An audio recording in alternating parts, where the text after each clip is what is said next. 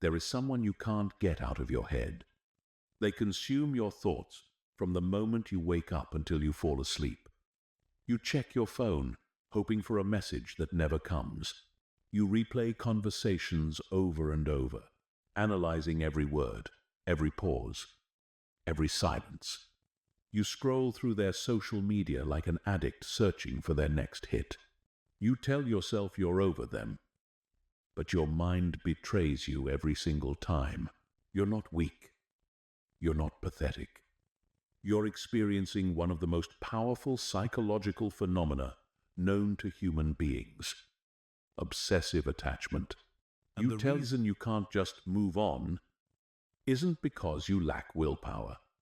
It's because your brain has been hijacked by a complex network of neurochemical reactions, evolutionary survival mechanisms, and deeply ingrained behavioral patterns that were designed to keep you bonded to another person.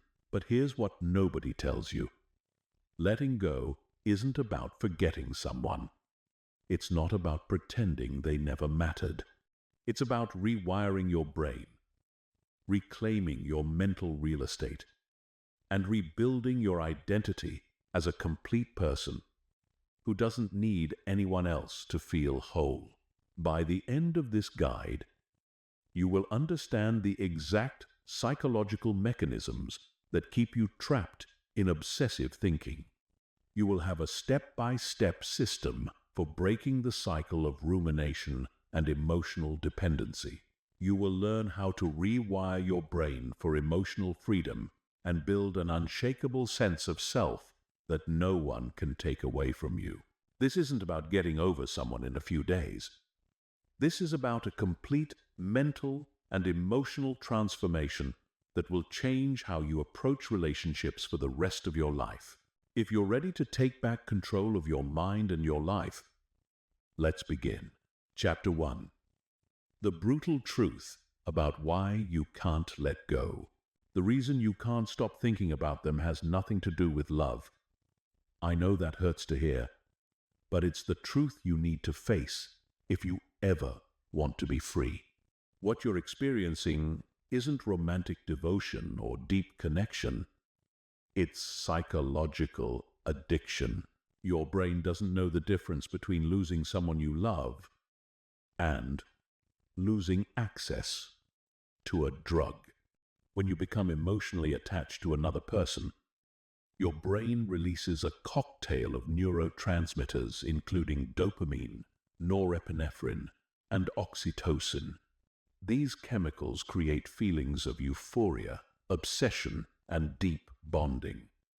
When that person is suddenly unavailable, your brain goes into withdrawal mode, desperately seeking its next fix. Think about it. When you were with them, how did you feel? Alive, electric, like you could conquer the world. When they gave you attention, you felt like you were flying.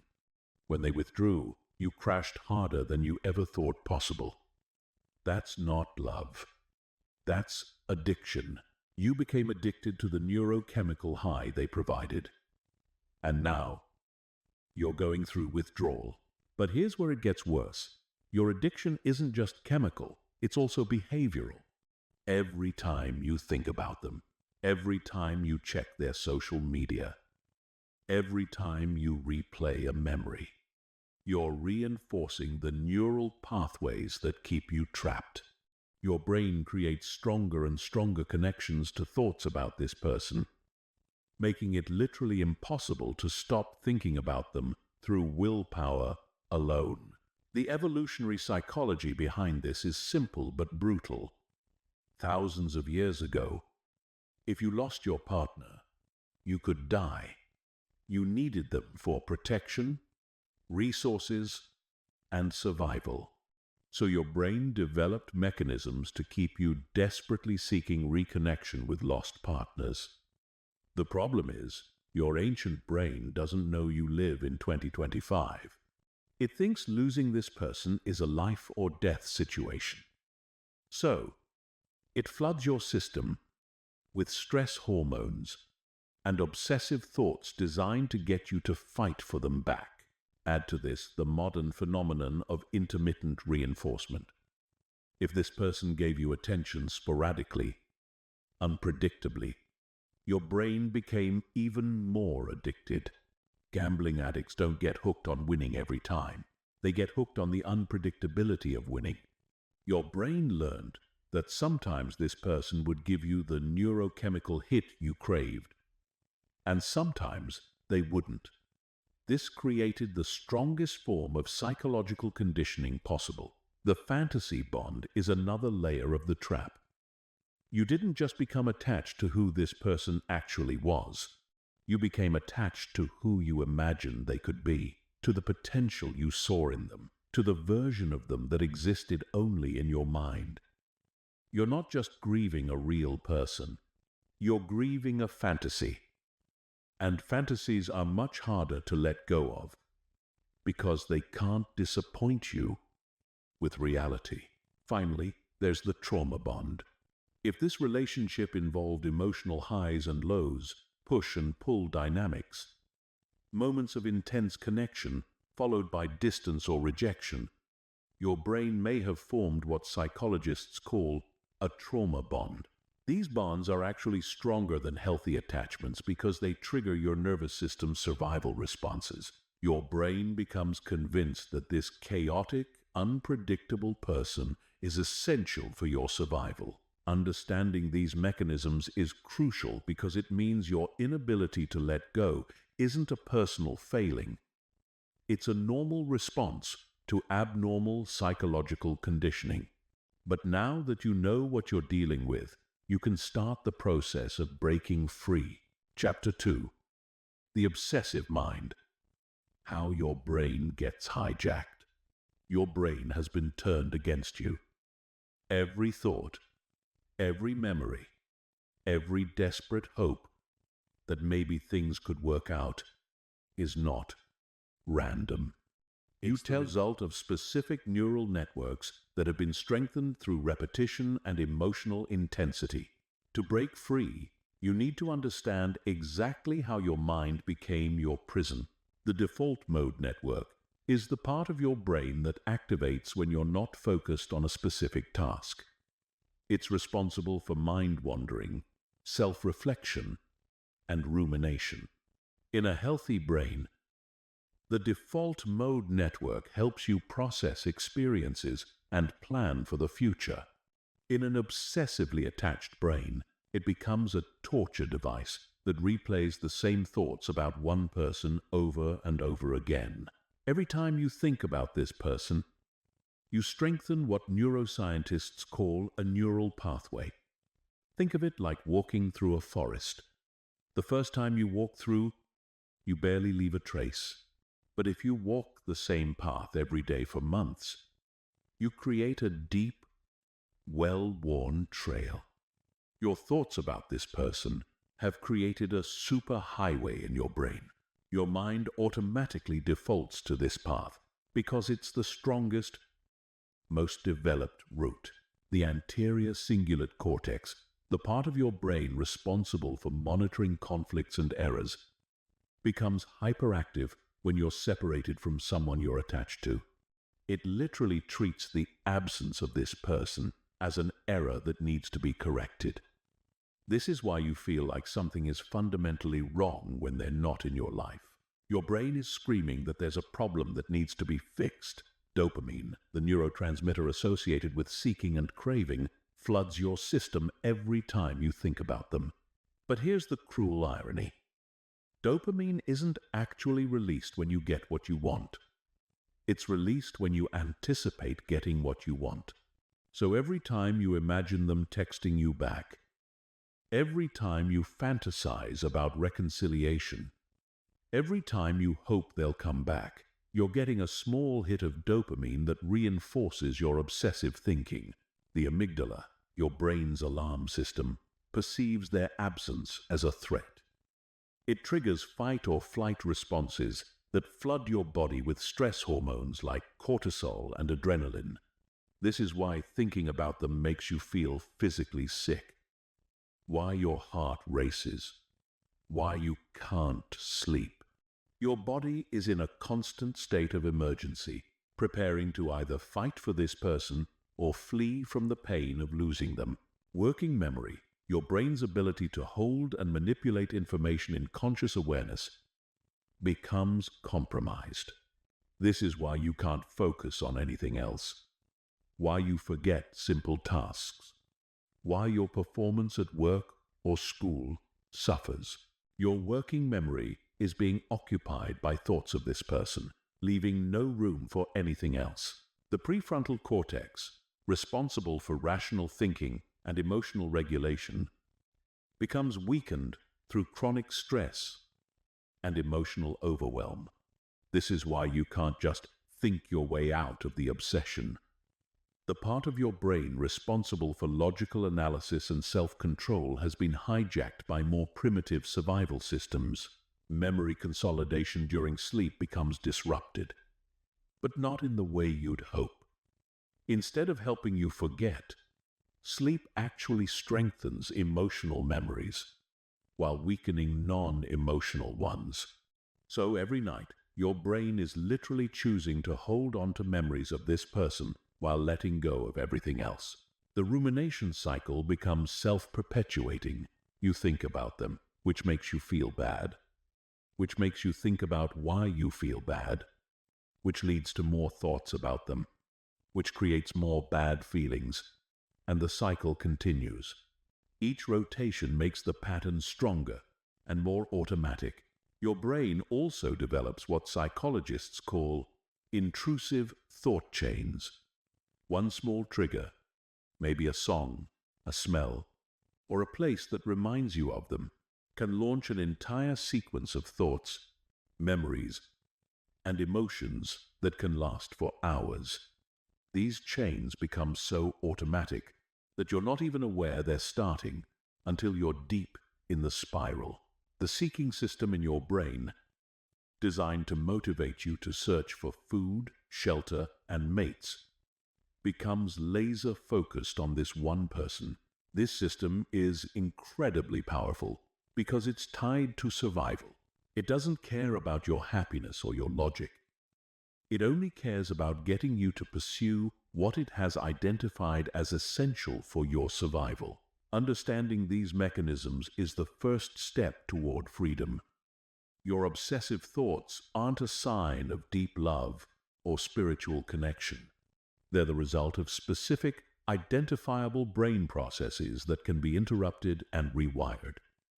The key is knowing exactly how to do it. Chapter 3. The Attachment Trap. Why some people become impossible to forget. Not everyone who leaves your life creates this level of obsessive attachment. There's a specific type of person and a specific type of dynamic that creates the psychological trap you're stuck in. Understanding this isn't about blame. It's about recognition, so you can avoid this pattern in the future and understand why your current situation feels so impossible to escape. The unavailable person triggers your attachment system more intensely than someone who is consistently available. Your brain is wired to work harder for uncertain rewards. When someone is unpredictable with their attention, affection, and availability, your brain interprets this as a challenge that must be conquered. The uncertainty activates your seeking system and makes you more obsessed, not less. Intermittent reinforcement is the most powerful form of psychological conditioning. It's the same principle that makes gambling addictive. If this person gave you intense attention and connection sometimes, but was distant or unavailable other times, your brain learned to crave those moments of connection with an intensity that consistent love could never create. The hot and cold dynamic creates what psychologists call an anxious attachment activation. When someone is warm and close, your attachment system relaxes. When they become cold or distant, your attachment system goes into overdrive, flooding your brain with stress hormones and obsessive thoughts designed to restore closeness. If this person was consistently hot and cold, your brain learned to be in a constant state of attachment anxiety. Emotional highs and lows create stronger memories than steady, consistent experiences. The human brain is designed to pay attention to dramatic changes in emotional state because they might signal danger or opportunity.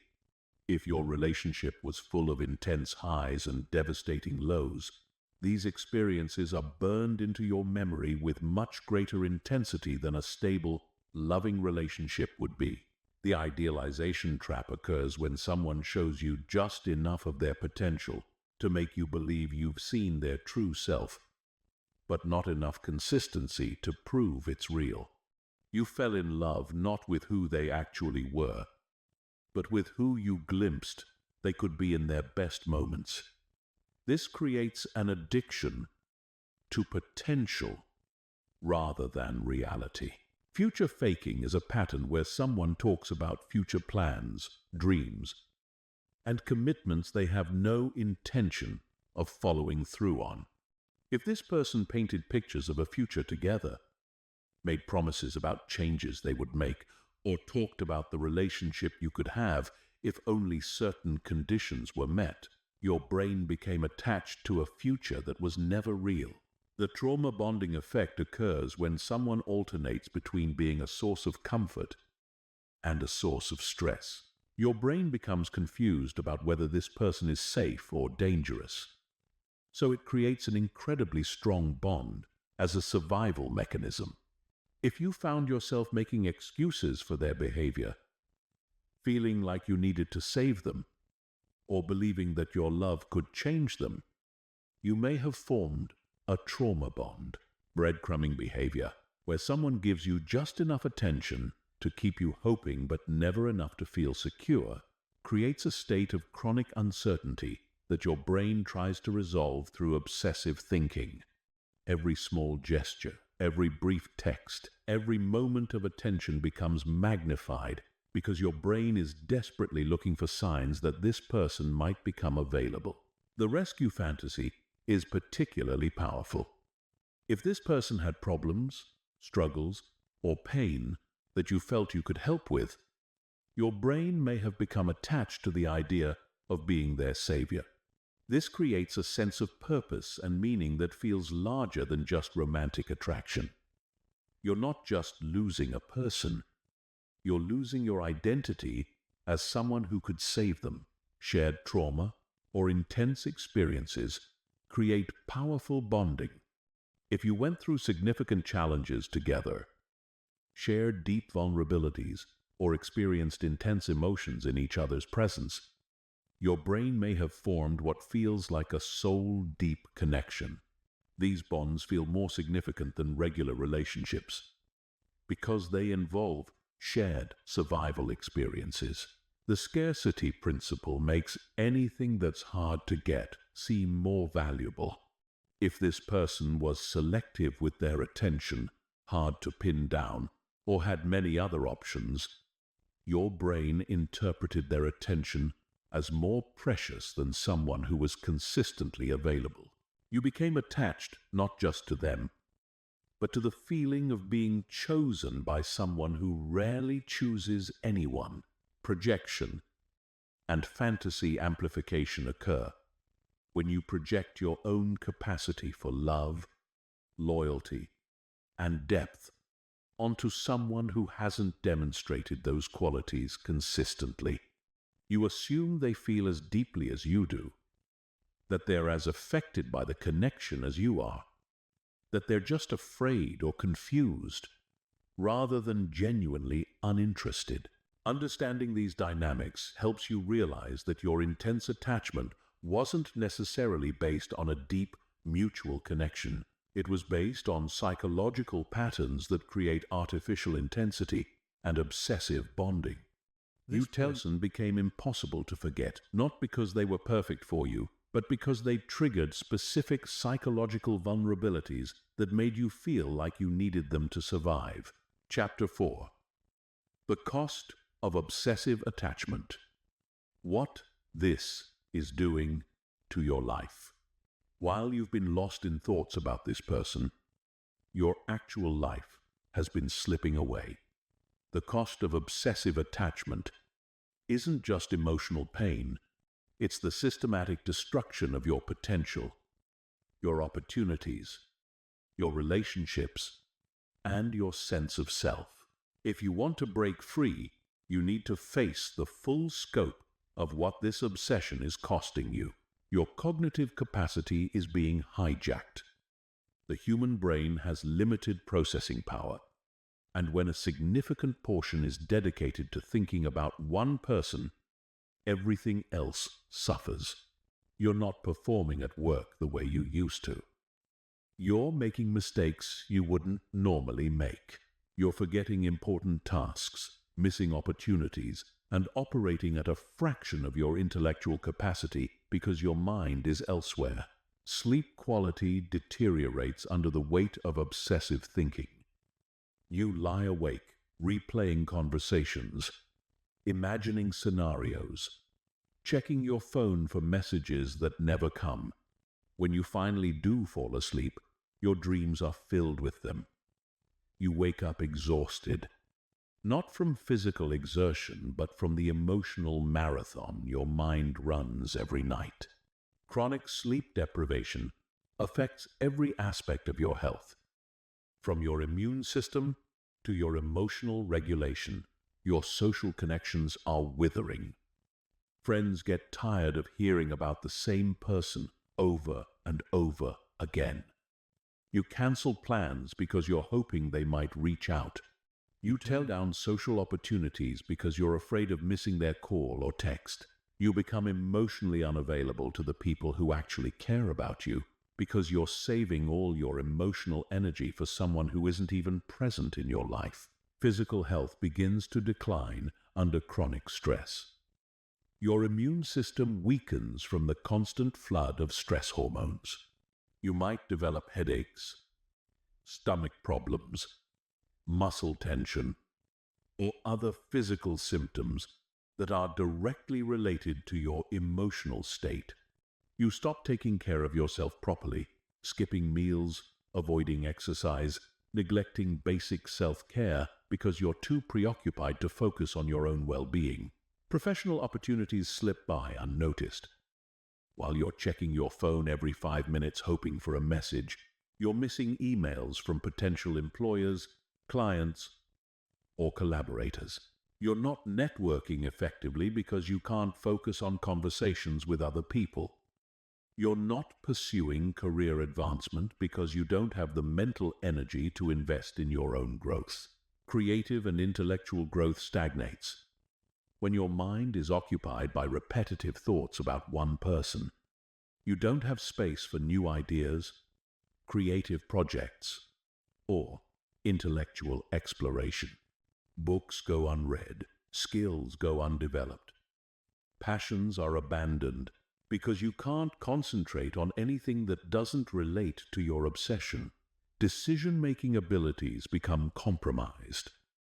You second-guess yourself constantly, not just about the relationship, but about everything. The uncertainty and rumination spill over into every area of your life. You become indecisive about career moves, living situations, financial decisions, and other important choices because your brain is stuck in analysis paralysis mode. Self-esteem erodes gradually. Every day that passes without contact from them feels like confirmation that you're not valuable enough, not interesting enough, not worthy of love. You begin to internalize rejection as evidence of your own inadequacy, rather than recognizing it as incompatibility or their own issues. Future relationships become poisoned by comparison. Even when you do meet someone new, you can't be present with them because you're constantly comparing them to your obsession. You sabotage potential connections because nobody can compete with the idealized version of someone you've created in your mind. Financial resources may be wasted on attempts to get their attention or maintain connections to them. You might find yourself spending money on things you think they'd like, on gifts you never give them, on activities you think might interest them, or on maintaining appearances in case you run into them. Personal goals and dreams are put on hold indefinitely. That trip you wanted to take, that degree you wanted to pursue, that business you wanted to start, that hobby you wanted to develop. Everything waits while you remain emotionally unavailable to your own life. Years can pass this way, with your actual dreams gathering dust while you chase a fantasy. Emotional regulation skills deteriorate. You become reactive to small triggers, moody and unpredictable in your other relationships, unable to manage normal stress and challenges, because all your emotional resources are being drained by your obsession. Your identity becomes completely wrapped up in thoughts of this other person. You lose touch with who you were before them, what you wanted before them, what made you happy before them. Your sense of self becomes so dependent on them that you forget you ever existed as a complete person without them. Time, your most precious and non-renewable resource, is being squandered on thoughts that serve no purpose except to keep you trapped in pain. Every hour spent ruminating, analyzing, hoping, and waiting is an hour you'll never get back. An hour that could have been spent building the life you actually want. This isn't sustainable. Your life is happening now, not in some imaginary future where they come back and everything works out perfectly. Every day you spend trapped in obsessive thoughts about someone who isn't thinking about you is a day stolen from your actual existence. The cost is too high, and it's time to start calculating what you've lost so you can begin the process of getting your life back. Chapter 5, The Identity Crisis, How Losing Them Feels Like Losing Yourself. The reason letting go feels impossible isn't just because you miss them. It's because somewhere along the way, you stopped existing as an individual and became half of a whole. Your identity became so intertwined with them, with the relationship, with the hope of being with them, that losing them feels like losing yourself. This is the deepest level of the trap, and understanding it is crucial for your freedom. Before you met them, you had a sense of who you were. You had interests, goals, dreams, and a personality that existed independently of anyone else. But when you became attached to them, something shifted. You began to define yourself in relation to them. You were the person they cared about, the one they confided in, the one who understood them better than anyone else. Your value became tied to your role in their life. The merger fantasy is a psychological phenomenon where you begin to see yourself and another person as one unit rather than two separate individuals. You stopped asking, "What do I want?"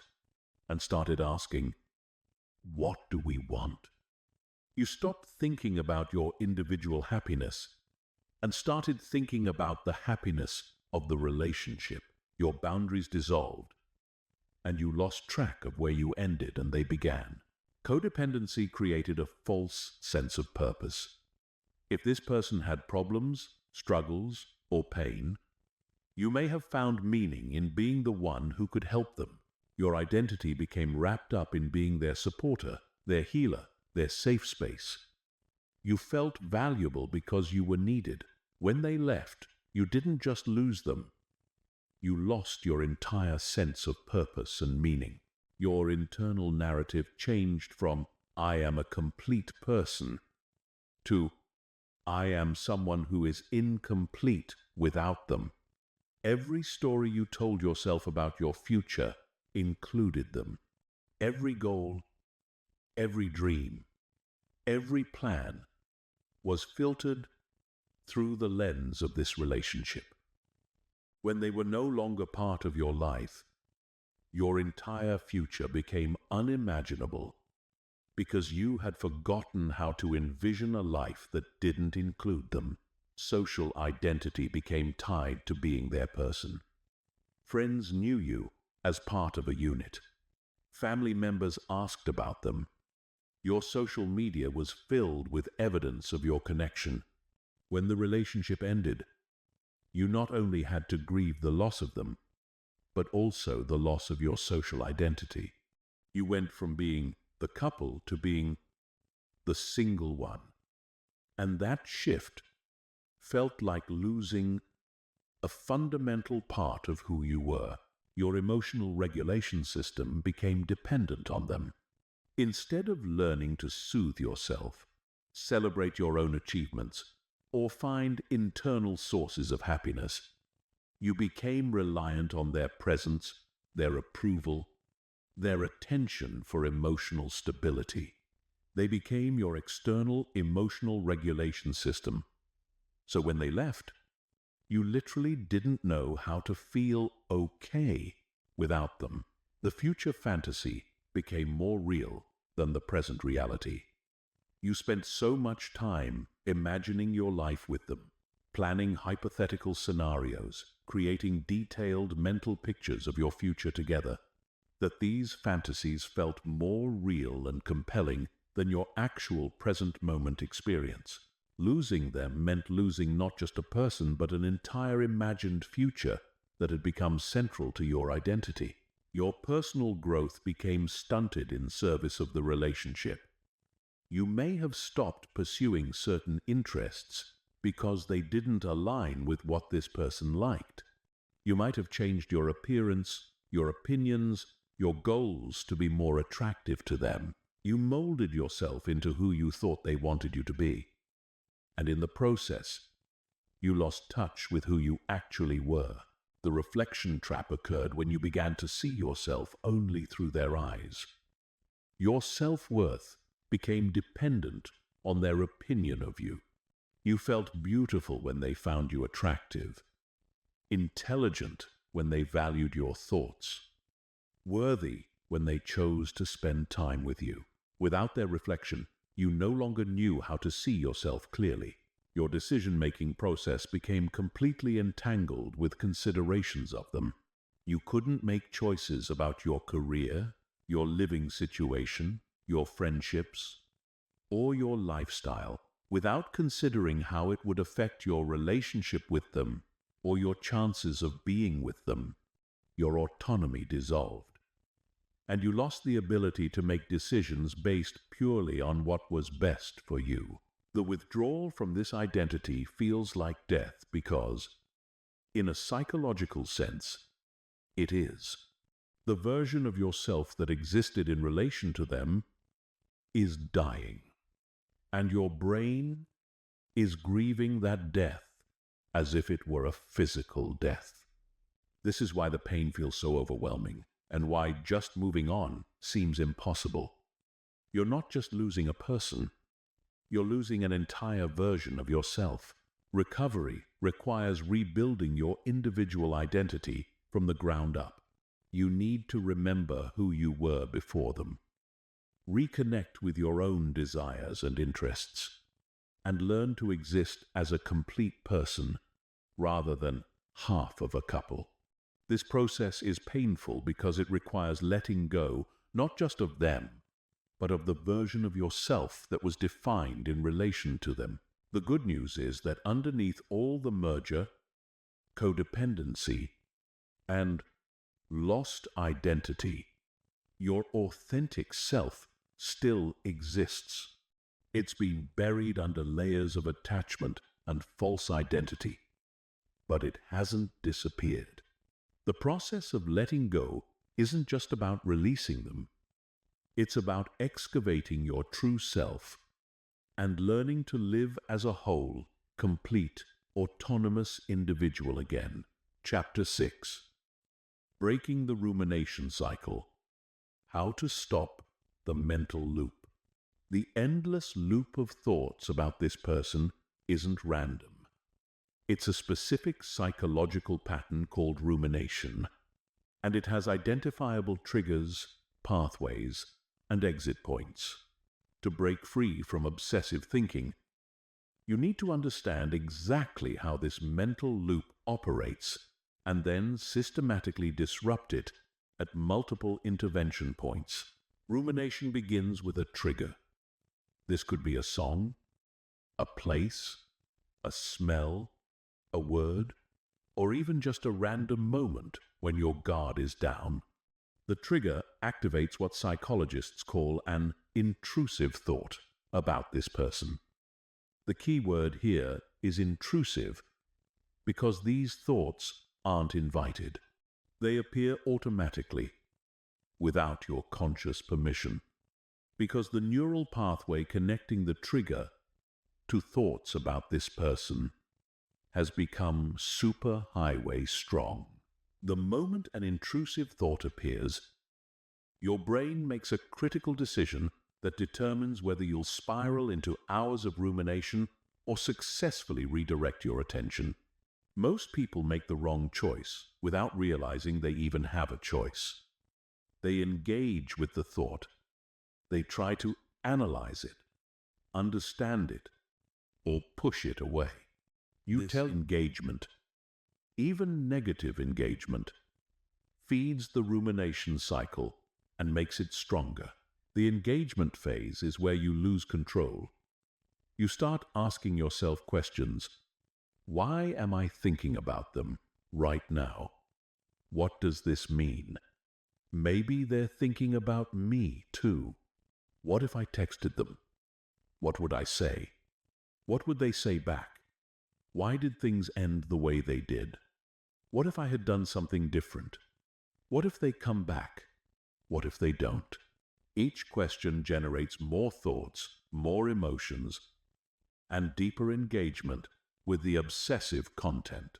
The emotional amplification occurs as your engagement with the thoughts triggers emotional responses.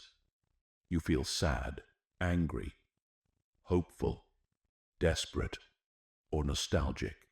These emotions then generate more thoughts because your brain tries to understand and resolve the emotional state. The thoughts create emotions. The emotions create more thoughts. And you're trapped in a self-perpetuating cycle that can last for hours or even days. The resolution-seeking behavior is your brain's attempt to solve the emotional discomfort created by the rumination. You might check their social media, drive by their house, ask mutual friends about them, or send them a text. These behaviors provide temporary relief, but actually strengthen the rumination pattern by teaching your brain that obsessive thinking leads to action, which means the thoughts must be important and should continue. Breaking the cycle requires intervention at specific points. The most effective intervention happens in the first 30 seconds after an intrusive thought appears. This is your window of opportunity. Instead of engaging with the thought, analyzing it, or fighting it, you need to acknowledge it and immediately redirect your attention to something else. The acknowledgement technique involves mentally noting the thought without judgment. I'm having a thought about them. This is normal brain activity. I don't need to engage with this right now. This acknowledgement prevents the thought from gaining power through resistance or denial, while also preventing engagement that feeds the cycle. Immediate redirection means having a predetermined activity that you can engage in the moment you notice rumination beginning. This needs to be something that requires active attention and preferably involves your body. Physical movement is particularly effective because it shifts your nervous system state. and gives your mind something concrete to focus on. The 5-minute rule creates a boundary around rumination. When you notice obsessive thoughts beginning, you can tell yourself, I can think about this person, but only for 5 minutes, and only if I write down everything I'm thinking. This technique works because most rumination is circular and repetitive.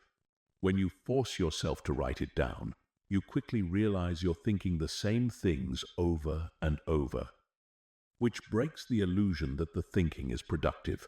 Thought labeling involves categorizing rumination thoughts instead of engaging with their content. When a thought appears, instead of asking, "Is this true?" or "What should I do about this?" you ask, "What type of thought is this?" You might label it as fantasy thinking, problem-solving thinking, worry thinking, or nostalgia thinking. This creates psychological distance between you and the problem-solving thinking. Thought content. The neuroplasticity principle means that every time you successfully interrupt rumination and redirect your attention, you weaken the neural pathway that connects triggers to obsessive thoughts. Every time you fail to interrupt and instead engage in hours of rumination, you strengthen that pathway. This means that breaking rumination isn't just about feeling better in the moment. It's about literally rewiring your brain. Environmental design involves removing or minimizing triggers that initiate rumination. This might mean unfollowing them on social media, avoiding certain places, changing your route to work, or removing items from your environment that remind you of them. While you can't eliminate every trigger, you can significantly reduce the frequency of rumination by being strategic about your environment. The replacement thought technique involves having a specific, detailed thought sequence prepared that you can immediately substitute when obsessive thoughts arise. This needs to be something engaging and positive that requires mental focus. Some people use detailed visualizations of their goals. Others use complex problem-solving scenarios. Others use gratitude sequences.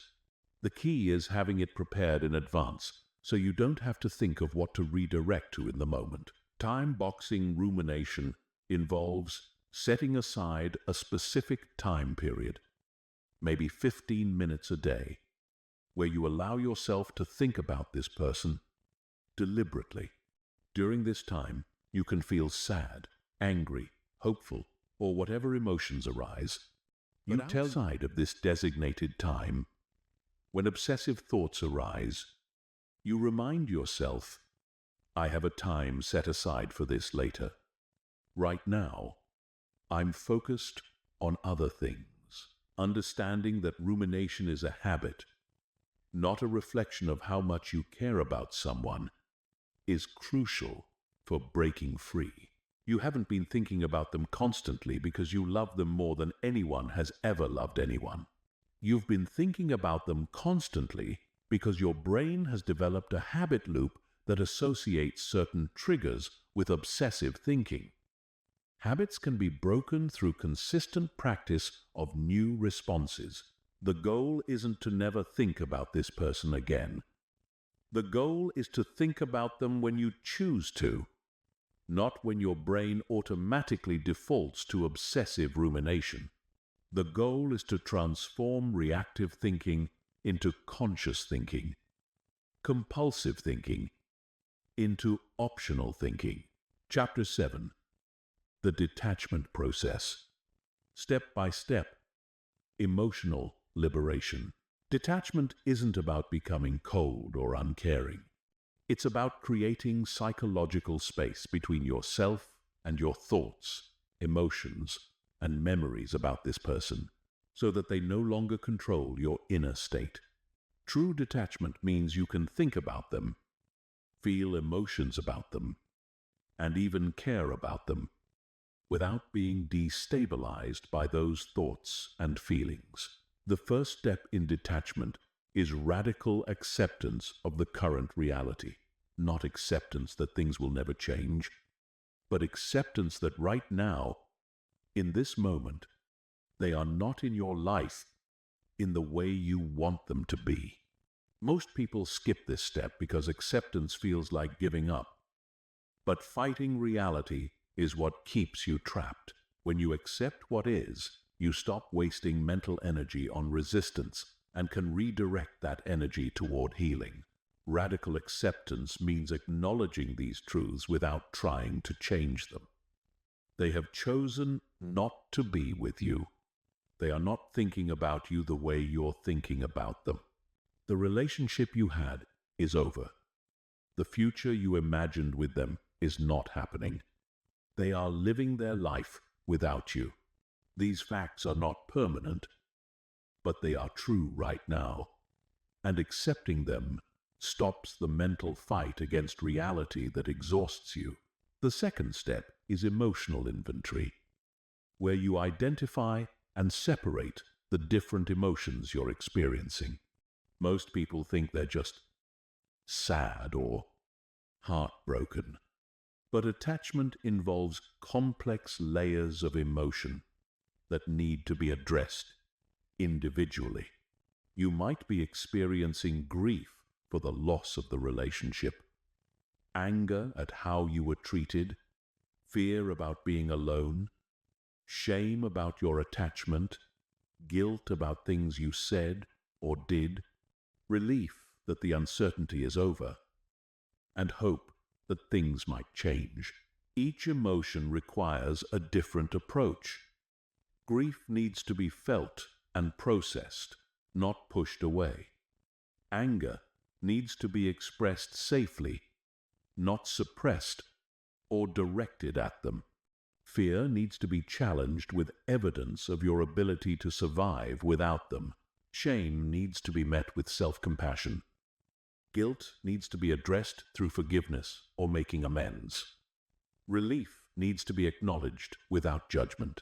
Hope needs to be redirected toward your own life rather than toward reunion. The third step involves what psychologists call cognitive restructuring, which means identifying and challenging the thoughts that keep you emotionally attached. These thoughts usually fall into specific categories. I'll never find anyone like them. I need them to be happy. They're my soulmate. I can't live without them. Maybe if I just wait long enough. I must have done something wrong. If I was better, they would want me. Challenging these thoughts doesn't mean replacing them with positive affirmations. It means examining them for logical flaws and testing them against evidence. I'll never find anyone like them assumes that finding someone exactly like them is what you need for happiness, which isn't true. You tell them to be happy can be challenged by remembering times you were happy before you met them. They're my soulmate assumes that there's only one person in the world compatible with you, which defies basic probability. The fourth step is memory reprocessing. Your brain has selectively remembered the best parts of this person and the relationship while downplaying or forgetting the problems, incompatibilities, and negative experiences. This is called the rosy retrospection bias, and it keeps you attached to an idealized version that never fully existed. Memory reprocessing involves deliberately recalling the full reality of the relationship. Write down not just the beautiful moments, but also the times you felt confused, hurt, uncertain, or frustrated. Remember the red flags you ignored, the needs that weren't met, the incompatibilities you minimized. This isn't about demonizing them or the relationship. It's about achieving memory balance so you're not attached to a fantasy. The fifth step is future reconstruction. You need to actively imagine and plan a life that doesn't include them.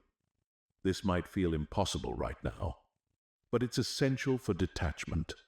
Your brain needs to know that there are positive possibilities ahead, or it will cling to the familiar attachment, even if it's painful.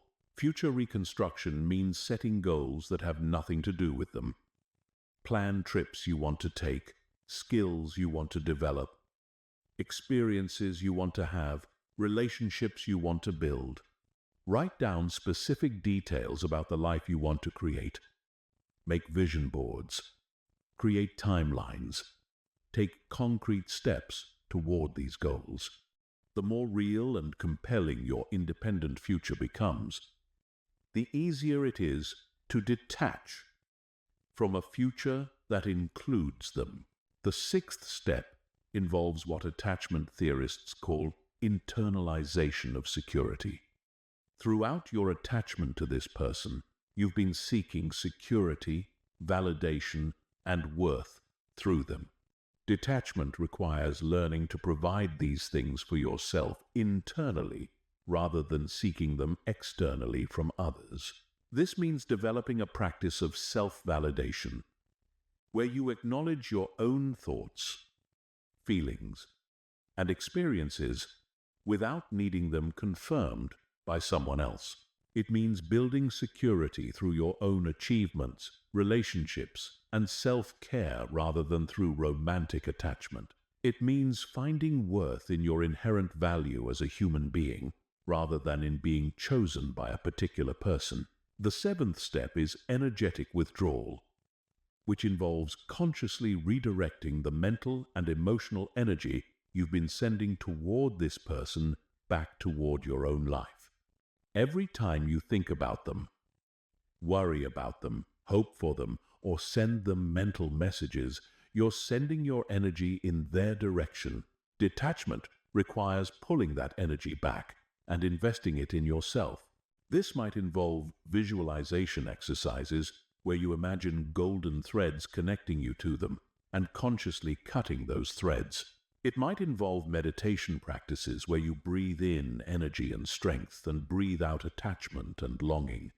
It might involve physical rituals like writing letters you don't send and then burning them, or removing items that remind you of them from your living space.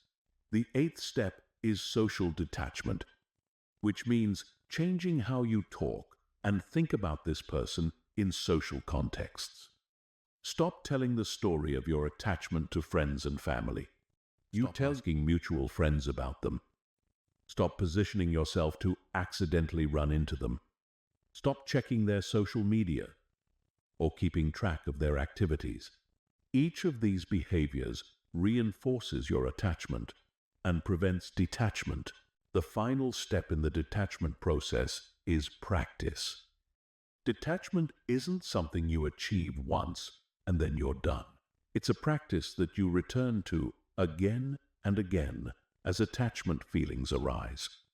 Some days you'll feel completely detached.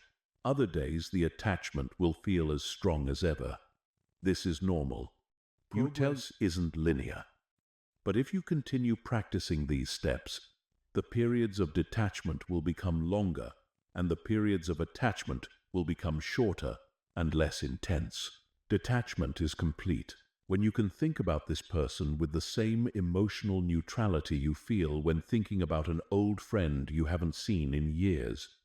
You can wish them well without needing to know how they're doing. You can remember good times without wanting to recreate them. You can acknowledge that you cared about them without that caring destabilizing your present moment peace. Chapter 8. Rewiring your neural pathways. The science of emotional freedom. Your brain has created superhighways of neural connections that automatically link thousands of triggers to thoughts about this person. Every time you smell their cologne, hear a song that reminds you of them, or even just feel a certain emotion, your brain instantly activates the neural network associated with them. Breaking free requires understanding exactly how to weaken these automatic connections and build new neural pathways that lead to freedom instead of obsession. Neuroplasticity is the brain's ability to reorganize and form new neural connections throughout life. This means that the neural pathways keeping you trapped aren't permanent fixtures. They're more like hiking trails that have become well-worn through repeated use.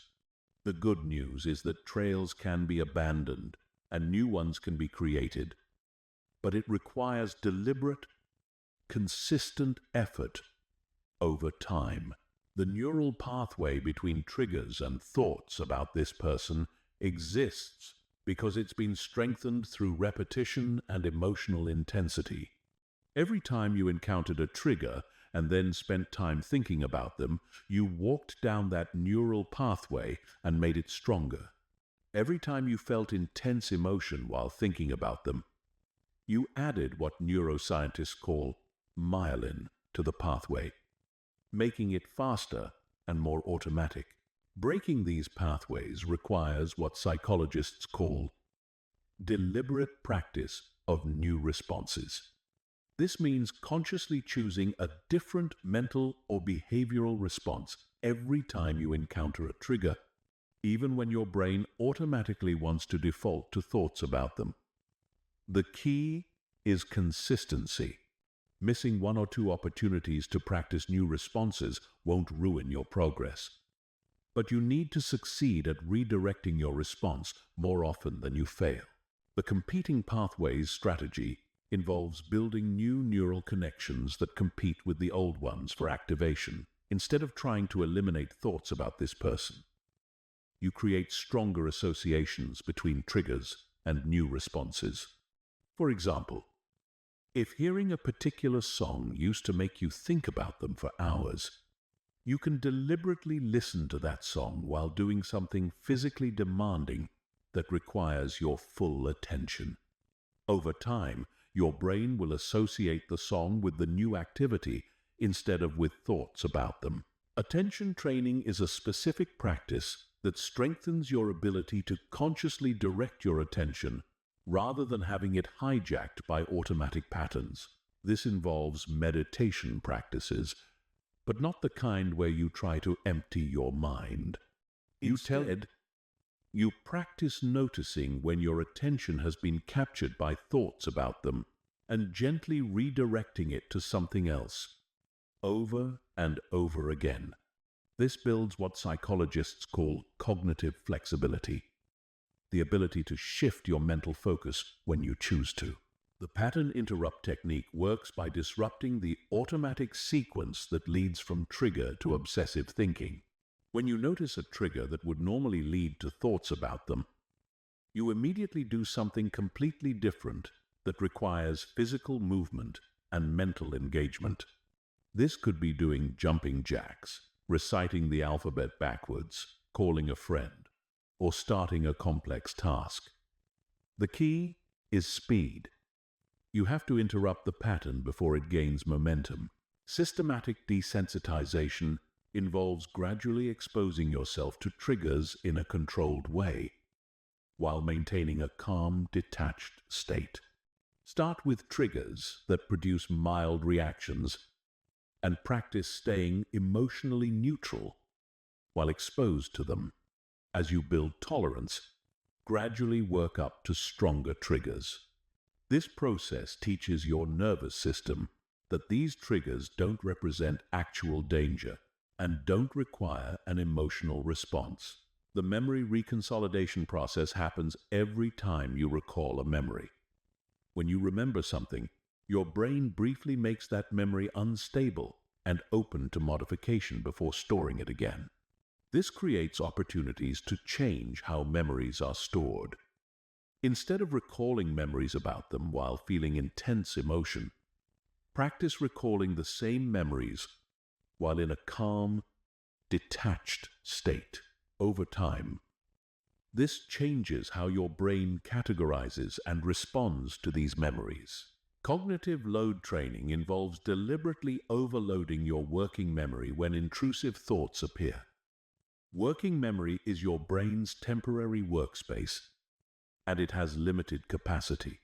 When obsessive thoughts arise, immediately engage in a mental task that uses all available working memory. Count backwards from 100 by sevens. Name all the countries you can think of that start with S. Or visualize yourself rearranging the furniture in your room in detail.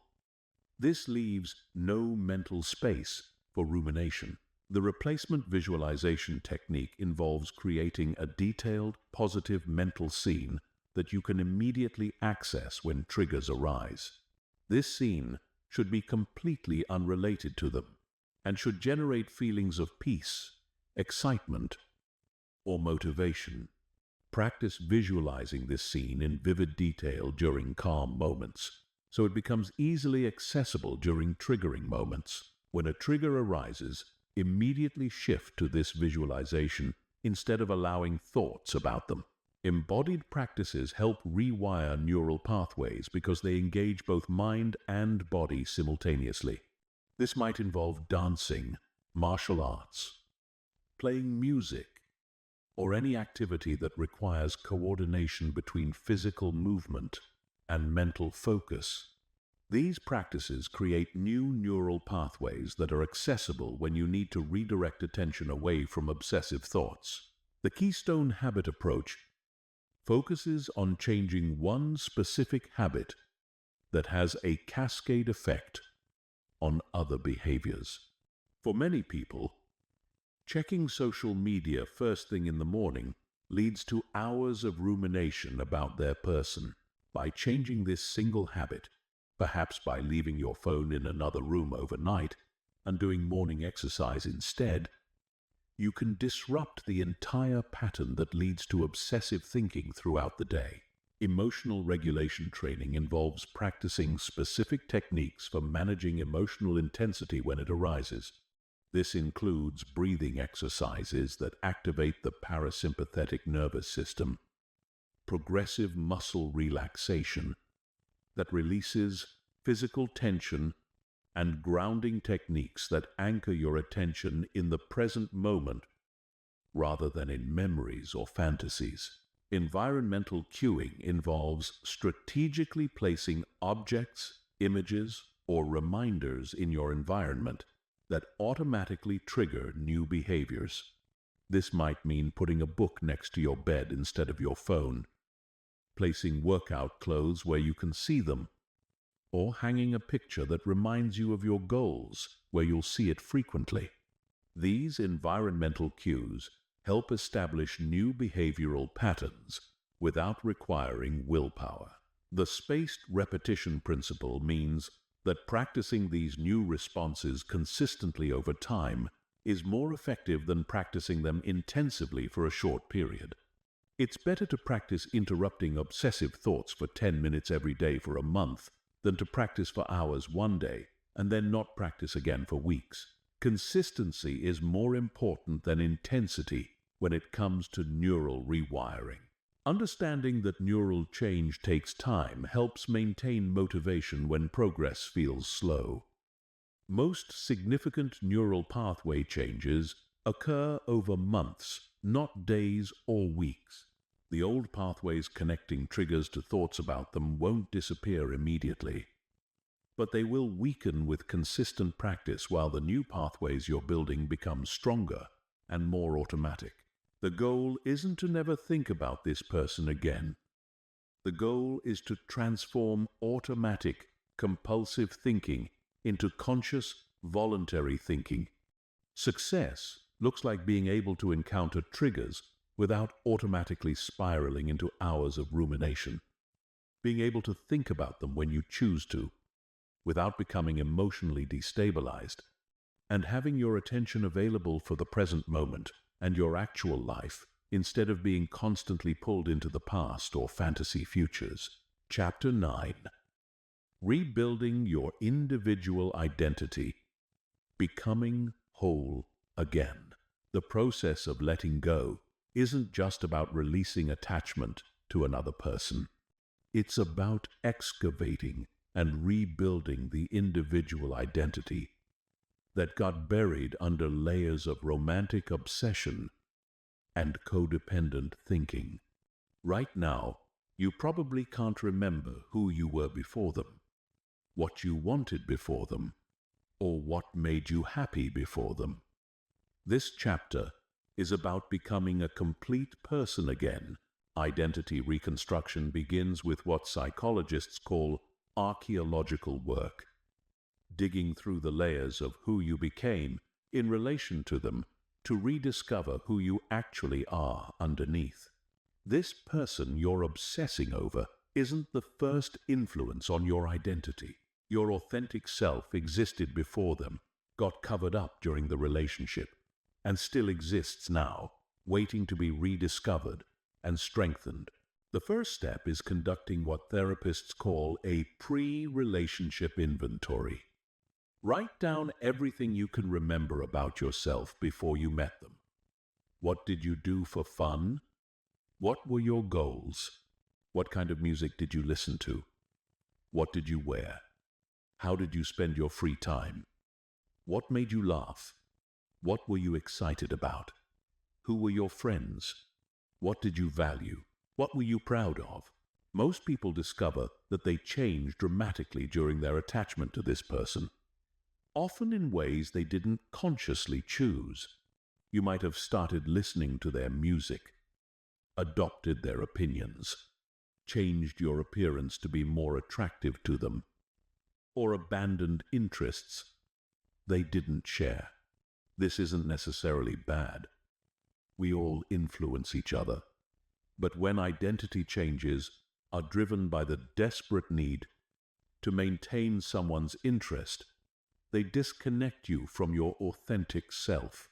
The values clarification process involves identifying what actually matters to you when you strip away everything you think you should want or everything you change to please them. Values are different from goals. Goals are things you want to achieve. Values are principles that guide how you want to live. Common values include freedom, creativity, security, adventure, connection, growth, contribution, and authenticity. When you're clear on your values, decisions become easier because you can evaluate choices based on whether they align with what actually matters to you. Reconnecting with abandoned interests is crucial for identity rebuilding. Make a list of everything you used to enjoy or were curious about before this relationship consumed your attention. This might include hobbies, sports, creative pursuits, learning goals, travel destinations, or social activities. Pick one item from this list and commit to engaging with it for at least 1 hour this week, regardless of whether you still feel interested in it. Often, the motivation returns once you start taking action. The friend audit involves evaluating your current relationships and identifying which friendships got neglected during your obsessive attachment period. Healthy relationships are essential for identity development because other people reflect back aspects of yourself that you might not see clearly. Reach out to friends you've lost touch with. Apologize for being absent. Invest time and energy in rebuilding these connections. You'll probably discover that being around people who knew you before this relationship helps you remember who you are. Setting new goals that have nothing to do with romantic relationships helps establish an independent sense of direction and purpose. These goals should be challenging enough to require growth, but achievable enough to build confidence. They might involve career advancement, creative projects, physical challenges, learning new skills, or contributing to causes you care about. The key is choosing goals that excite you personally, not goals you think would impress others. Developing new routines and rituals creates structure for your emerging identity. During your attachment period, many of your routines probably revolved around them. Checking if they had texted, hoping to run into them, organizing your schedule around their availability. Now you need to create routines that center your own well-being and goals. This might include morning rituals that start your day with intention, evening routines that help you reflect and unwind, or weekly activities that you do just for yourself. The solo experience challenge involves deliberately doing things alone that you would normally want to share with someone else. Go to movies alone, eat at restaurants alone, take trips alone, attend events alone. This isn't about becoming antisocial. It's about developing comfort and confidence in your own company. Many people avoid being alone because it forces them to confront thoughts and feelings they've been avoiding. But learning to enjoy your own company is essential for healthy relationships with others. Physical identity reclamation might involve changing aspects of your appearance that were influenced by their preferences or by your attempts to attract them. This could mean getting a new haircut, changing your style, losing or gaining weight for your own health and happiness, rather than to be attractive to someone else, or simply wearing clothes that you genuinely like, rather than clothes you think others would find appealing. The opinion development process involves consciously forming your own views on topics you've never really thought about independently. This might include political views, preferences in art or entertainment, lifestyle choices, or philosophical questions. The goal isn't to have the right opinions, but to have opinions that are actually yours, rather than borrowed from others or chosen to fit in. Boundary setting practice is crucial for maintaining individual identity in all future relationships. Boundaries aren't walls that keep people out. They're guidelines that help you maintain your sense of self while still connecting with others. Practice saying no to requests that don't align with your values or goals. Practice expressing disagreement respectfully when you have different opinions. Practice maintaining your own interests even when others don't share them. The competency building phase involves deliberately developing skills and abilities that give you confidence and independence. This might mean learning practical skills like cooking, car maintenance, or financial management. It might mean developing professional skills that advance your career. It might mean building creative or athletic abilities that bring you joy and satisfaction. The key is choosing skills that make you feel capable and self-reliant.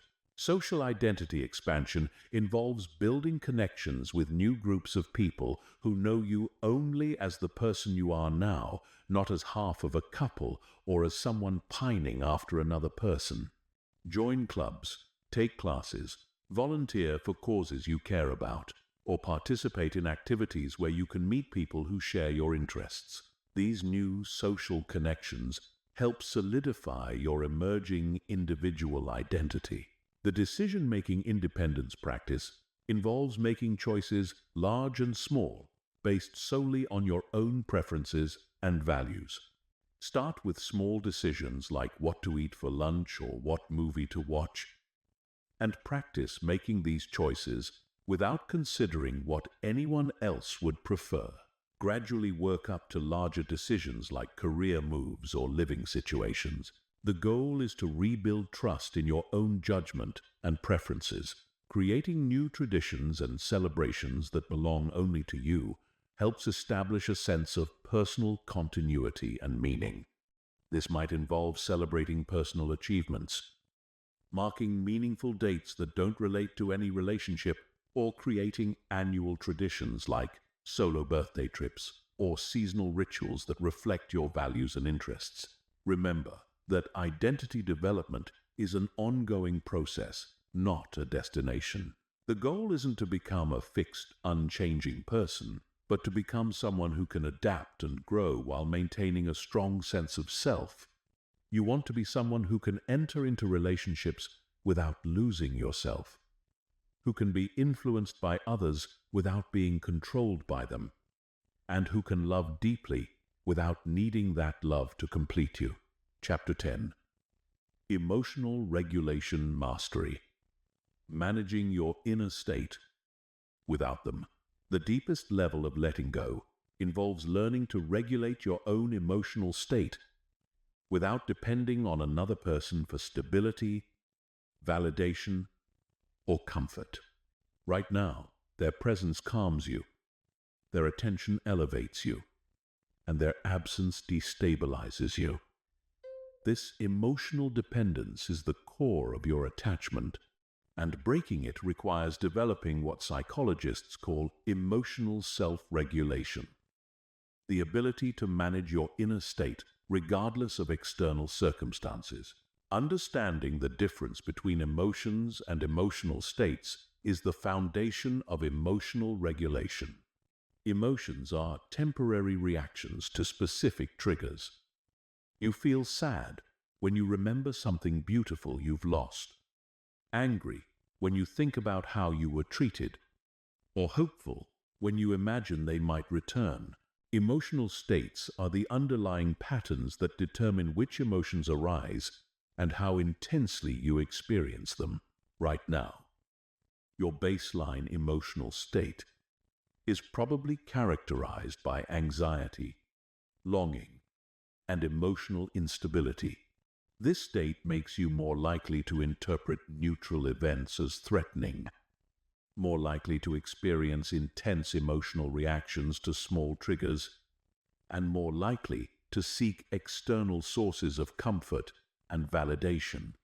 Emotional regulation involves changing this baseline state from reactivity to stability. The nervous system foundation explains why emotional regulation feels so difficult right now. Your autonomic nervous system has three basic states: sympathetic activation, fight or flight; parasympathetic activation, rest and digest; and dorsal vagal shutdown, collapse and disconnection. Attachment, trauma, and obsessive longing keep your nervous system stuck in sympathetic activation, which means you're constantly in a state of emergency, even when there's no actual threat. Shifting from sympathetic dominance to parasympathetic dominance requires specific practices that signal safety to your nervous system. Deep breathing exercises that emphasize long exhales activate the parasympathetic nervous system. Progressive muscle relaxation teaches your body how to release chronic tension. Cold exposure through cold showers or ice baths can reset nervous system patterns. Regular exercise helps discharge excess activation without restore balance. The emotional granularity practice involves developing a more sophisticated vocabulary for your internal experiences. Instead of just feeling bad or sad, learn to identify specific emotions: grief, disappointment, anxiety, shame, anger, loneliness, fear, or overwhelm. Each emotion carries different information and requires different responses. You can't regulate emotions you can't accurately identify. Cognitive reappraisal is a technique that involves changing how you interpret situations to change how you feel about them. Instead of interpreting their lack of contact as evidence that you're unlovable, you can reinterpret it as evidence that you're incompatible or that they're not capable of the kind of relationship you want. The facts don't change, but your emotional response to them can shift dramatically based on how you frame them. The container visualization technique helps manage overwhelming emotions without being consumed by them. When intense feelings arise, imagine placing them in a strong container, a box, a vault, or a safe place. You're not denying or suppressing the emotions. You're containing them so they don't flood your entire system. You can tell yourself, this feeling is real and valid, but I don't need to be overwhelmed by it right now. I'm putting it in a safe place where I can return to it when I'm ready. Emotional surfing involves riding emotional waves instead of fighting them or being overwhelmed by them.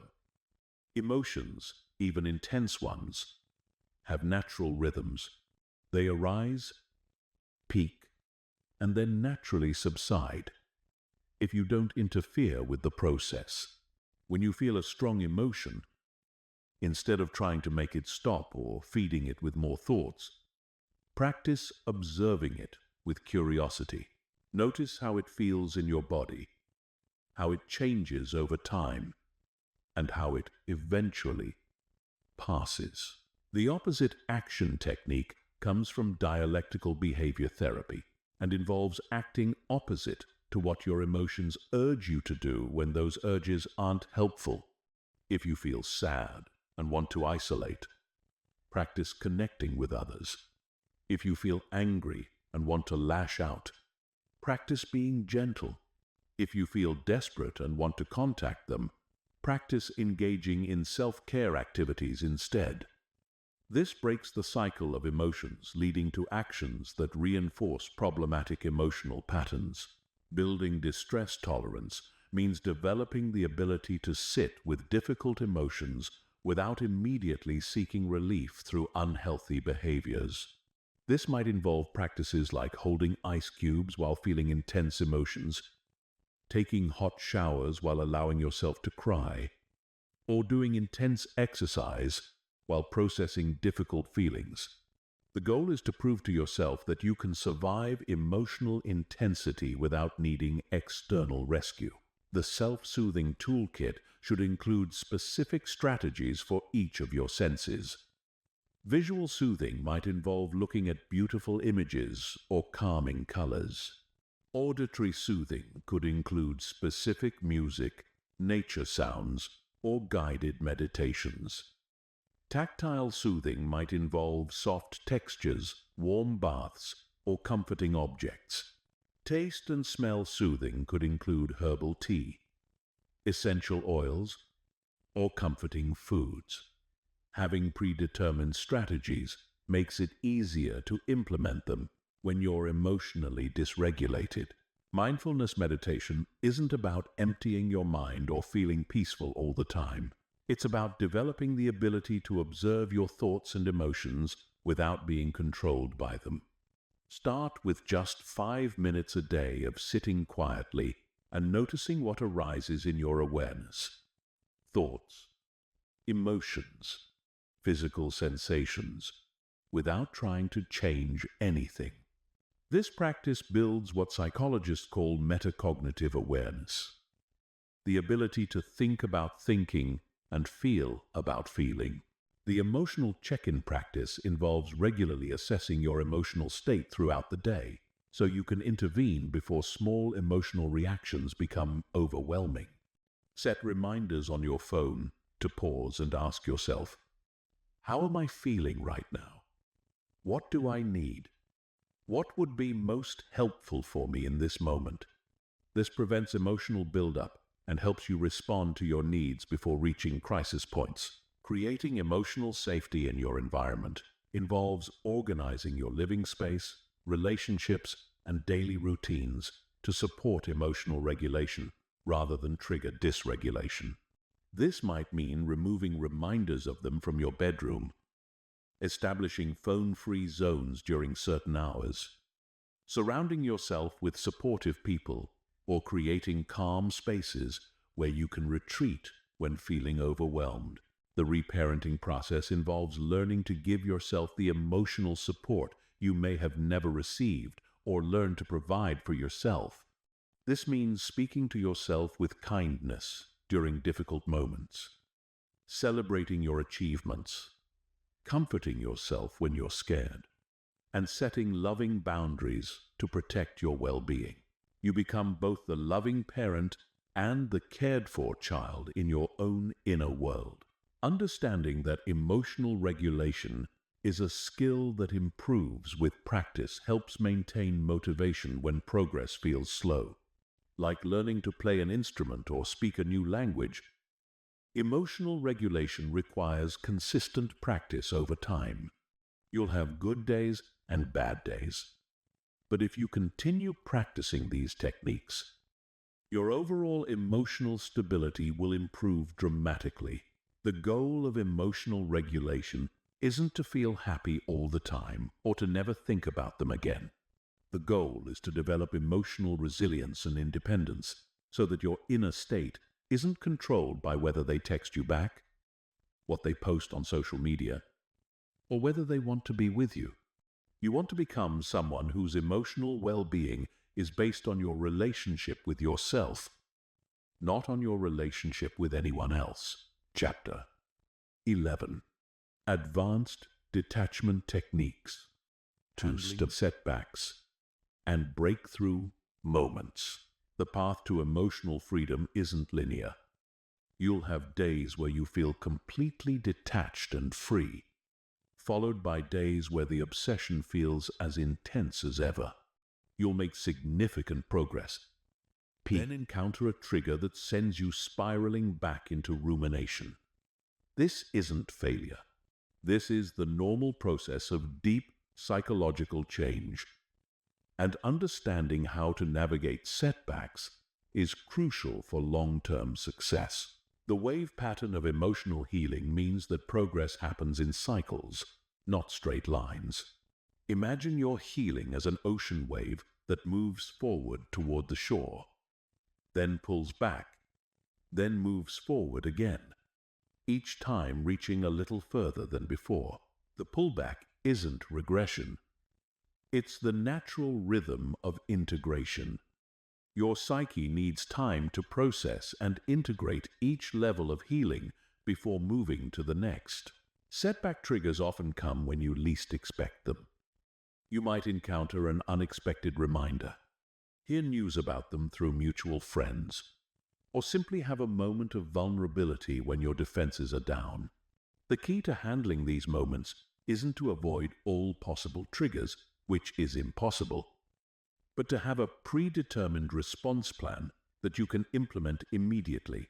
The emergency protocol for acute attachment episodes should be memorized and practiced before you need it. When you feel yourself spiraling into obsessive thoughts or overwhelming emotions, immediately implement this sequence. First, name what's happening out loud.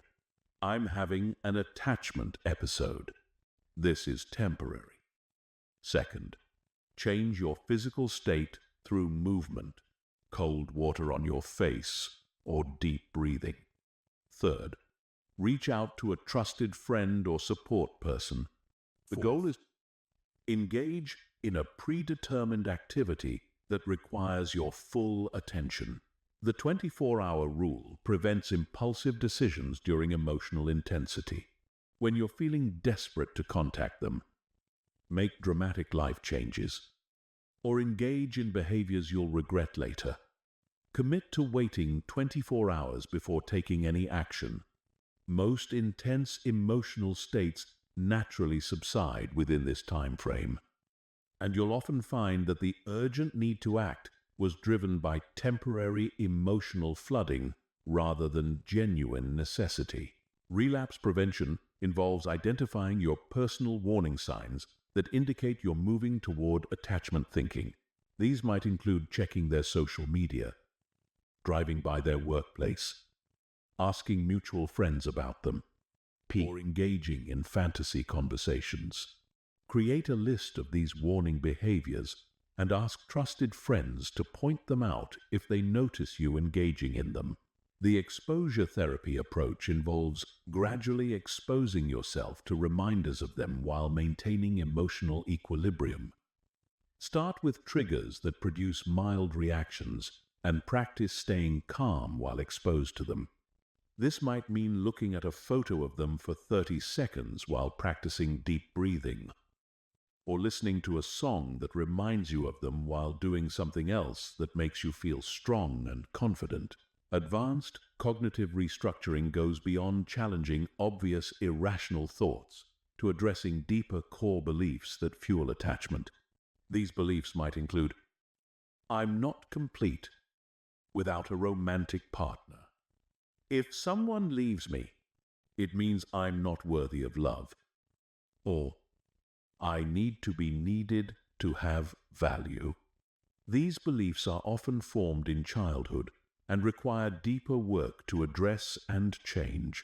The spiritual detachment practice involves releasing not just your attachment to them, but your attachment to specific outcomes in general. This means accepting that you can't control whether they come back, whether they think about you, or whether they realize what they've lost. You release your grip on trying to make things happen and instead trust that whatever is meant to unfold will unfold. Energy management becomes crucial during the advanced stages of letting go. You'll notice that thinking about them drains your energy while engaging with your actual life restores it. Start paying attention to what gives you energy versus what depletes you, and make decisions based on energy rather than emotion. If thinking about them consistently leaves you feeling exhausted, that's information about what serves your highest good. The plateau phase often occurs after significant initial progress. You'll feel like you've stopped improving, like you're stuck at a certain level of attachment, like the remaining feelings will never fully resolve. The goal isn't permanent. It's your psyche integrating the changes you've already made. Continue practicing your detachment techniques during this phase, even when it feels like nothing is happening. Breakthrough moments often come unexpectedly and can feel disorienting. You might suddenly realize you haven't thought about them for several days, or you might think about them and feel emotionally neutral for the first time. These breakthroughs can actually create anxiety because they mean letting go of the familiar pain that has defined your identity for so long. Allow these moments without trying to analyze or understand them too much. The witness consciousness technique involves developing the part of you that can observe your attachment feelings without being consumed by them. When obsessive thoughts arise, instead of fighting them or engaging with them, practice watching them from a place of detached curiosity. You might think, interesting, I'm having thoughts about them right now. I wonder what triggered this. I notice these thoughts create sadness in my chest. This witnessing creates space between you and your thoughts. Seasonal and cyclical patterns often emerge in the letting go process. You might notice that certain times of year, certain days of the week, or certain times of day are more difficult than others. Instead of being surprised by these patterns, plan for them. If Sundays are particularly difficult, create meaningful Sunday rituals. If the anniversary of when you met approaches, plan something special for yourself during that time. The integration challenge involves incorporating the lessons from this attachment experience into your understanding of yourself and relationships without becoming cynical or closed off. What did this experience teach you about your needs, your patterns, your values, and your boundaries? How can you use this knowledge to create healthier relationships in the future? Advanced self-compassion practices become essential when dealing with setbacks.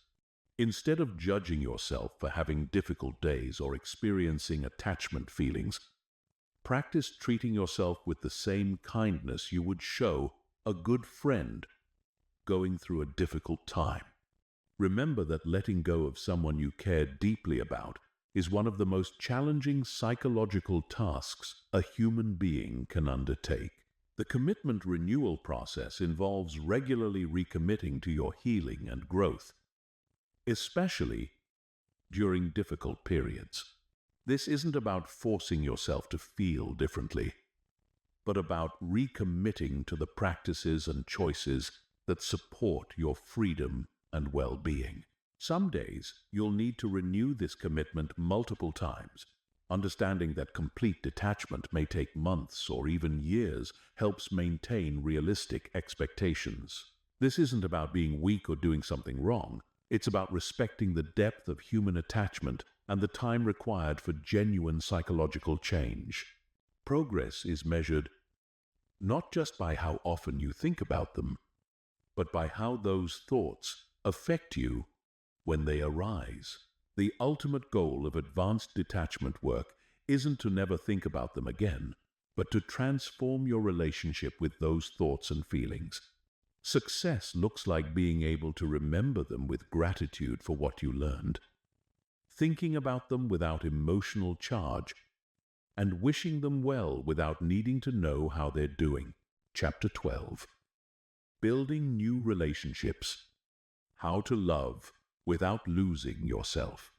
After experiencing obsessive attachment, the idea of opening your heart to someone new can feel terrifying.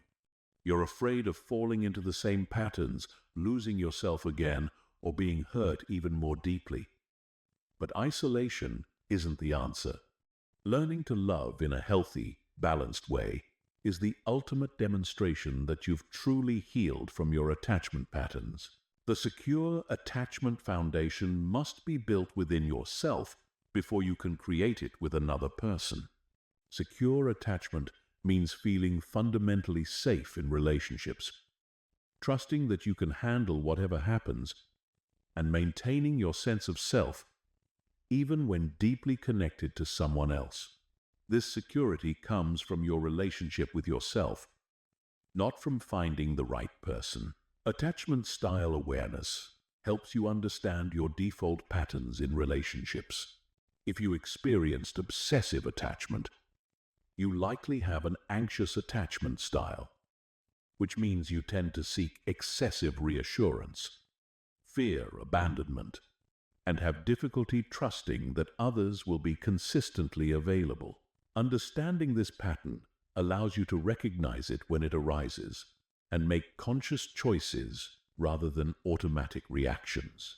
The independence before interdependence principle means establishing a strong individual identity and emotional regulation skills before seeking serious romantic connection. You should be able to soothe yourself when distressed, enjoy your own company, pursue your own goals, and maintain your own friendships. When you can meet your own needs, you're free to choose relationships from desire rather than desperation. Red flag recognition becomes crucial for avoiding partners who might trigger your attachment patterns. Be especially wary of people who are emotionally unavailable, inconsistent in their communication, practice unresolved trauma they're not addressing, show signs of addiction or mental health issues they're not managing, or seem to enjoy creating drama and uncertainty. These patterns often feel familiar and exciting to people with anxious attachment, but they're recipes for another obsessive attachment cycle. Green flag identification helps you recognize healthy relationship potential. Look for people who communicate directly and honestly, are consistent in their words and actions, have their own interests and friendships, can discuss difficult topics without becoming defensive, show genuine interest in your thoughts and feelings, and demonstrate emotional regulation skills. These qualities might feel boring at first compared to the intensity you're used to, but they're the foundation of lasting happiness. The pacing strategy involves taking relationships slowly enough to make conscious decisions rather than being swept away by emotion or chemistry. This means limiting contact in the early stages, maintaining your own activities and friendships, and taking time to evaluate compatibility before becoming physically or emotionally intimate. Fast-moving relationships often bypass the rational evaluation period and lead straight to intense attachment.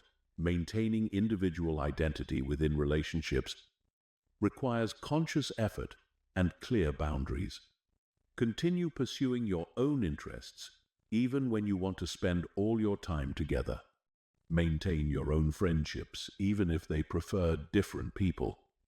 Keep your own living space for as long as practical. Make decisions about your career, finances, and lifestyle based on your own values rather than just what works for the relationship. The communication foundation involves developing skills for expressing your needs, concerns, and feelings directly, rather than hoping the other person will figure them out. Practice using I statements instead of you statements. Learn to ask for what you need without making demands. Develop the ability to discuss problems without attacking or withdrawing. These skills prevent the buildup of resentment and misunderstandings that fuel attachment anxiety.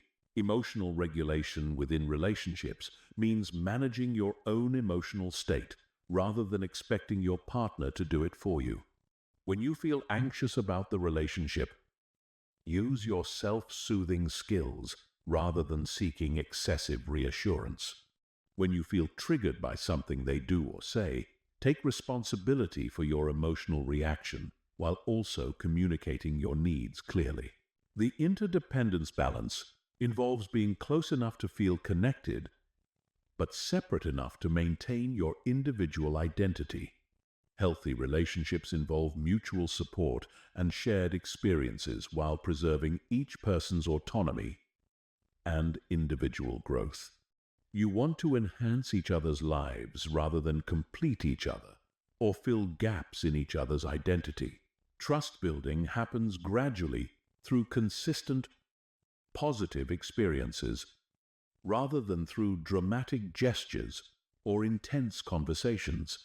Notice when they do what they say they'll do, when they're honest about difficult topics, when they respect your boundaries, and when they support your individual growth. These small, consistent actions build genuine security over time. Conflict navigation skills prevent small disagreements from becoming relationship-threatening events. Learn to fight fair by focusing on specific behaviors rather than character attacks.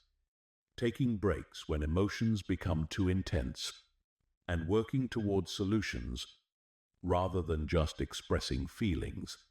Healthy relationships involve conflict. The difference is how it's handled. The fantasy versus reality check involves regularly evaluating your partner based on who they actually are, rather than who you hope they'll become or who you imagine they could be with the right support. Pay attention to their actual behavior patterns, their follow-through on commitments, and how they treat you consistently, not just in their best moments. Breaking codependent patterns requires maintaining your own goals, friendships, and identity, even when you feel pulled to merge completely with your partner. Codependency often feels like love, but it's actually mutual dependency that weakens both people. Healthy love enhances individual growth rather than replacing it. The vulnerability timing involves sharing deeper parts of yourself gradually, as trust and safety are established rather than too much too soon in an attempt to create instant intimacy. Premature vulnerability can create artificial closeness that doesn't have a strong foundation and often leads to later disappointment. Sexual pacing allows emotional and intellectual compatibility to be established before physical intimacy, creates attachment hormones that can cloud judgment about long-term compatibility. While physical chemistry is important, it shouldn't be the primary foundation of a relationship decision. The support system maintenance means continuing to invest in friendships and family relationships, even when you're in a happy romantic relationship. These relationships provide perspective, support, and identity stability that protect you from losing yourself in romantic attachment. Future planning discussions should happen gradually and should involve both people's individual goals as well as shared dreams. Be wary of partners who either avoid any discussion of the future or want to plan your entire life together immediately.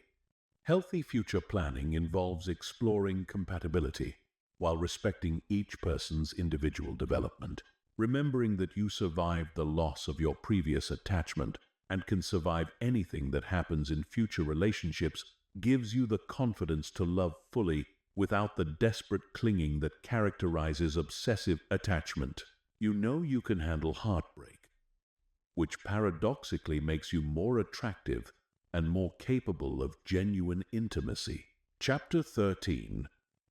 Creating a life they can't compete with. The ultimate victory over obsessive attachment isn't just letting go of them.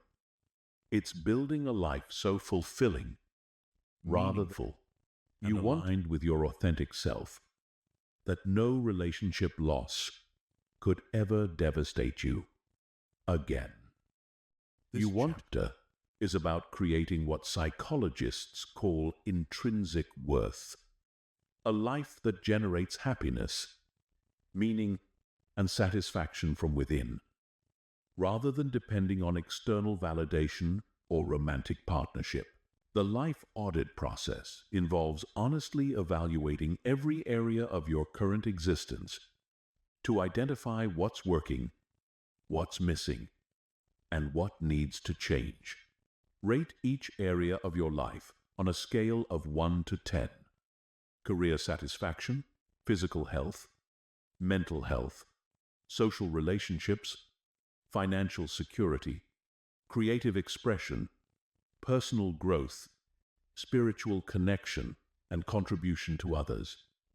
This audit reveals where you've been neglecting your own life while obsessing about someone else.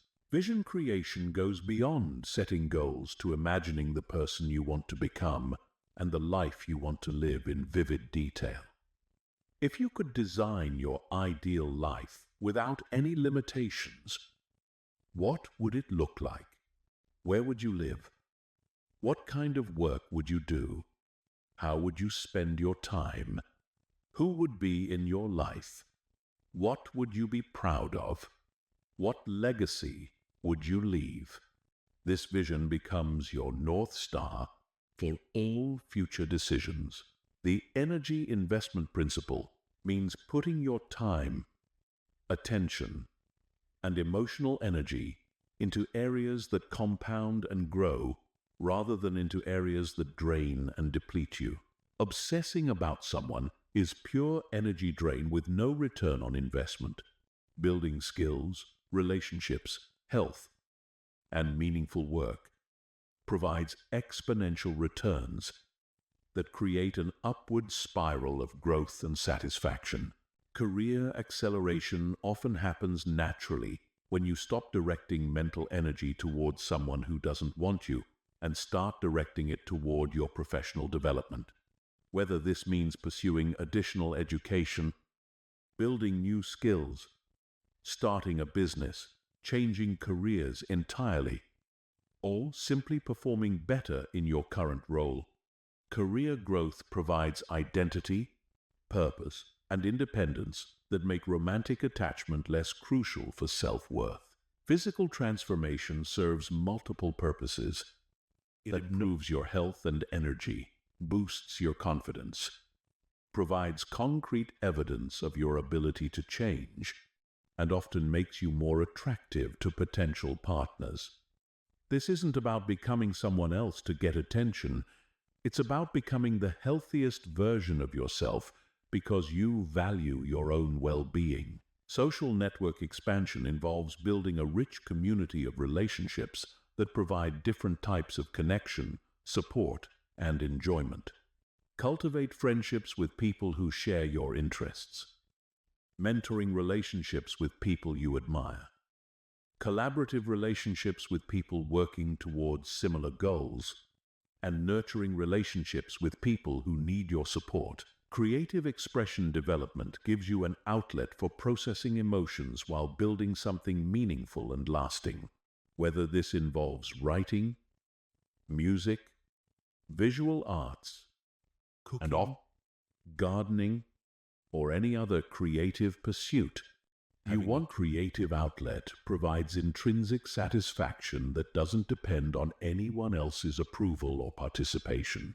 Financial independence building removes the need to depend on anyone else for security and opens up possibilities for lifestyle choices based on preference rather than necessity. You won't involve paying off debt, building savings, developing multiple income streams, or acquiring assets that generate passive income. Financial freedom is emotional freedom. Adventure and experience accumulation creates a rich life story filled with memories, growth, and joy that belong entirely to you. Travel to places you've always wanted to see. Try activities you've been curious about. Challenge yourself with new experiences. And say yes to opportunities that excite you. These experiences build confidence and provide perspective that makes relationship problems seem smaller. Skill mastery in areas unrelated to romantic relationships provides a sense of competence and accomplishment that builds genuine self-esteem. Whether this involves learning languages, developing technical skills, mastering sports or physical activities, or becoming expert in subjects you're passionate about, mastery experiences prove to yourself that you're capable of achieving whatever you set your mind to. Service and contribution activities provide you to something larger than yourself and provide meaning that transcends personal relationships.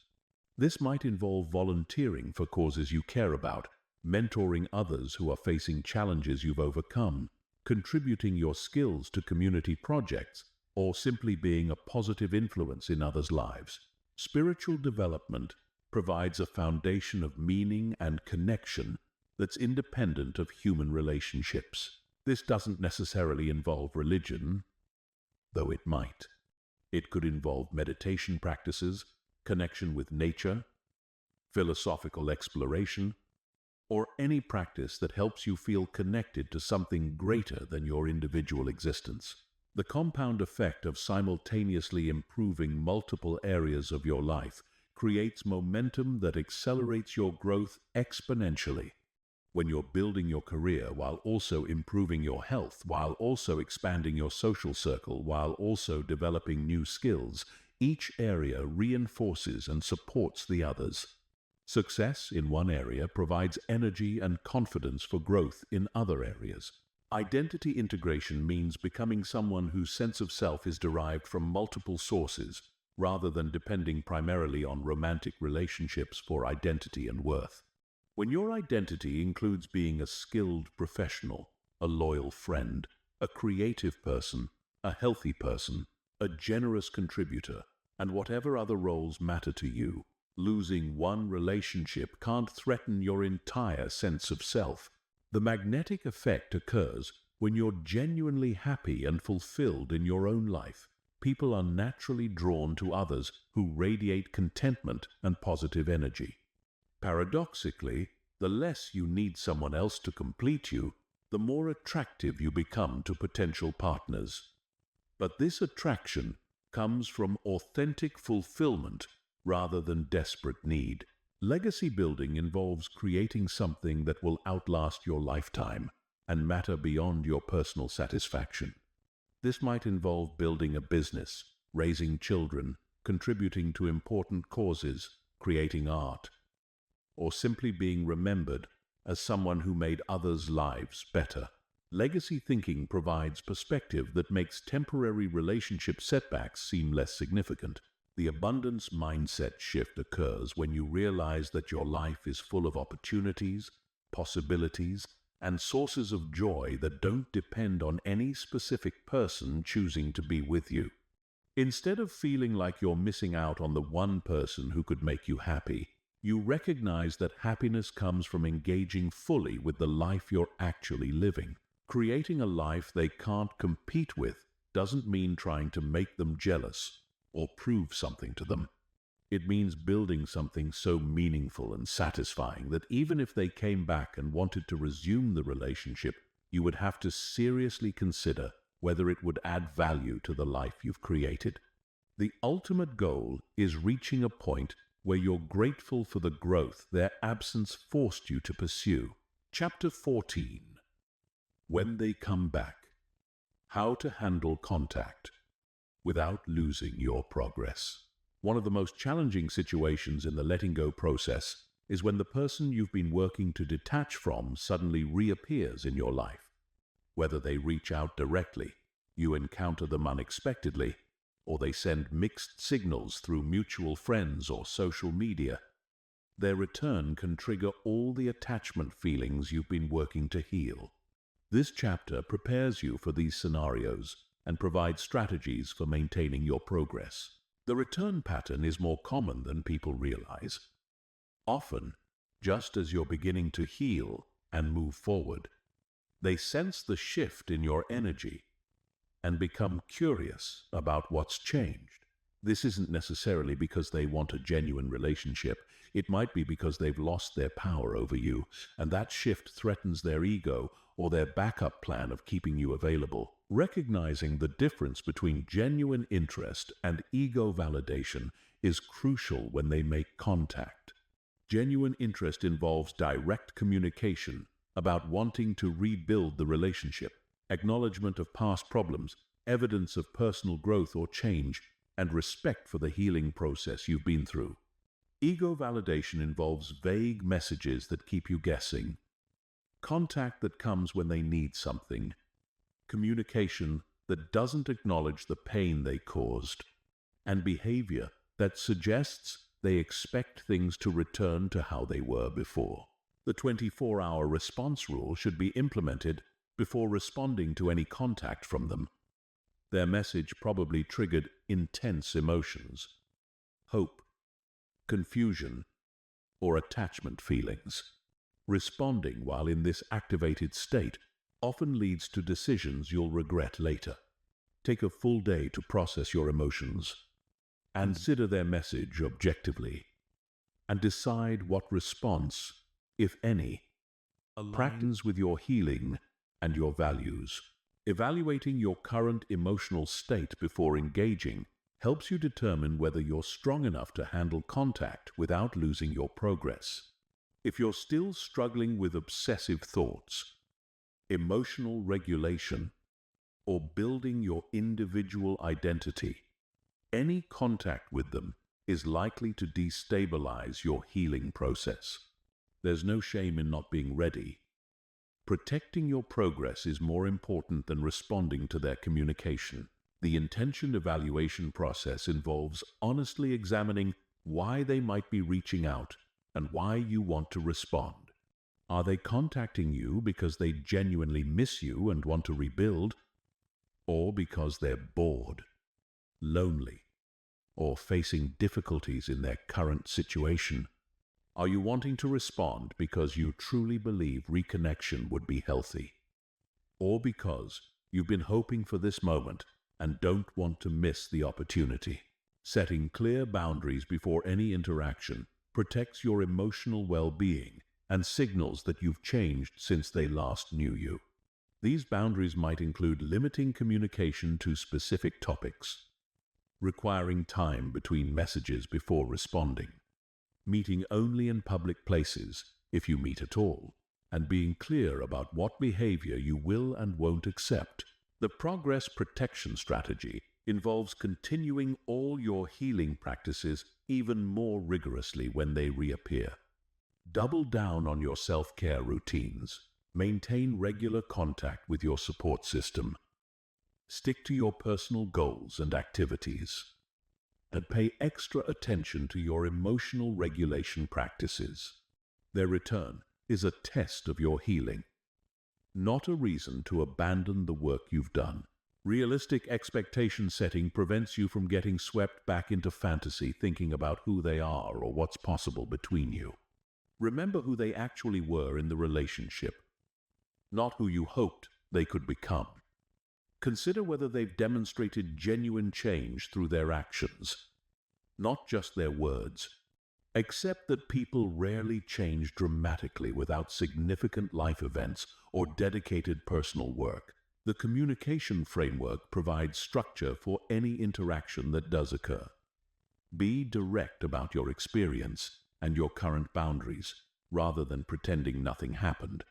Acknowledge the positive aspects of your history together, without minimizing the problems that led to the separation. Practice on present reality rather than past hurt or future possibilities. Keep conversations specific rather than falling into abstract discussions about feelings or relationships.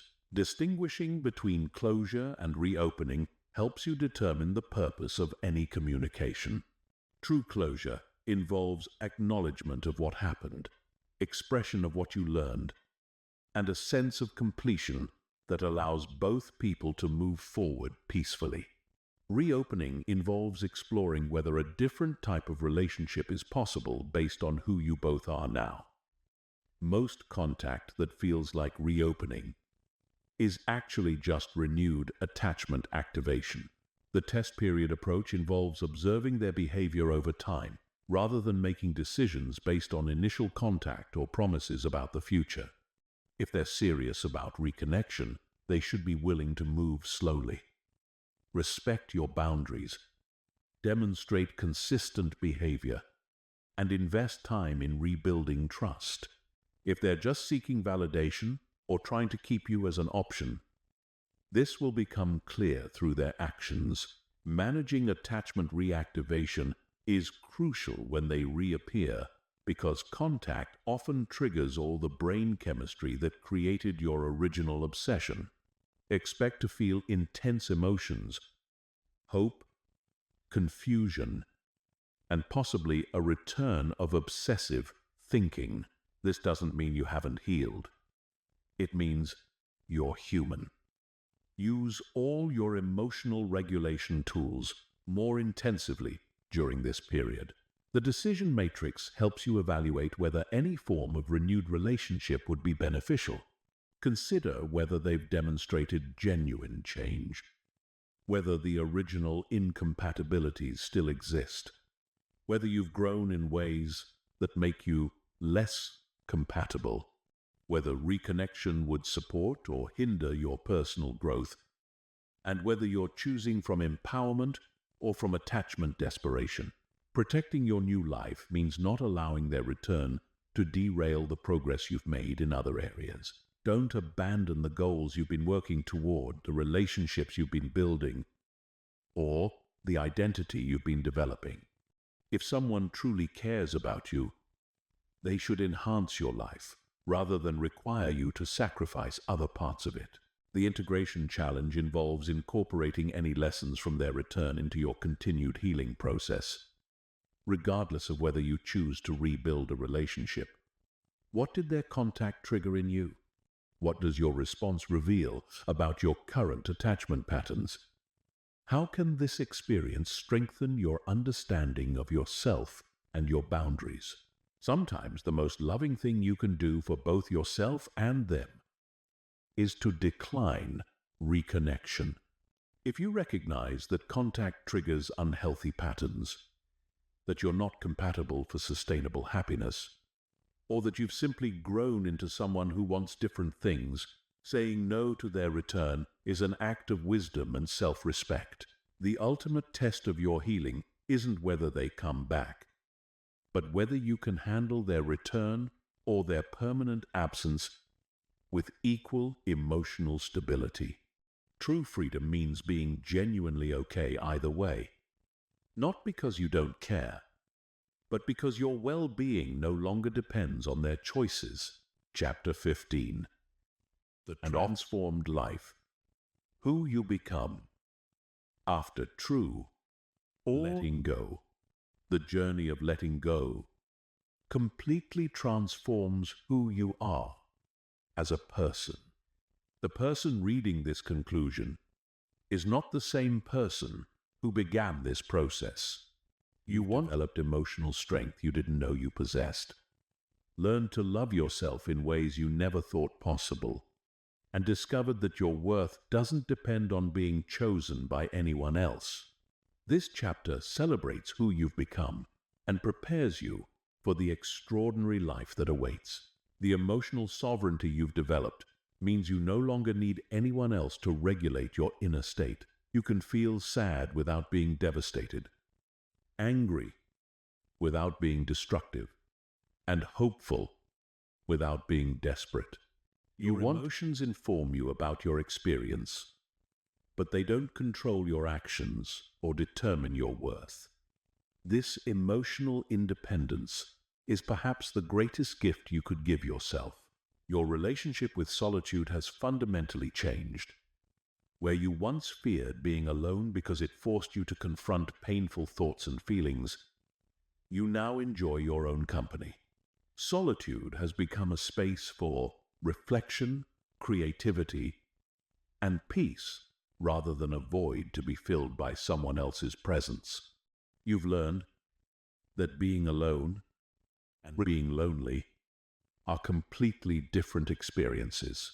The authentic self you've uncovered is more interesting, capable, and attractive than the person you were trying to be to win someone else's approval. You've stopped contorting yourself to fit what you thought others wanted and started expressing who you actually are. This authenticity creates genuine connections with people who appreciate you for yourself rather than for who you pretend to be. Your definition of love has evolved from desperate attachment to conscious choice. You understand the difference between love and obsession, between caring and clinging, between intimacy and codependency. You're now capable of loving people fully while still maintaining your independence, supporting their growth while pursuing your own, and choosing to be with someone because you want to, not because you need to. The resilience you've built extends far beyond romantic relationships.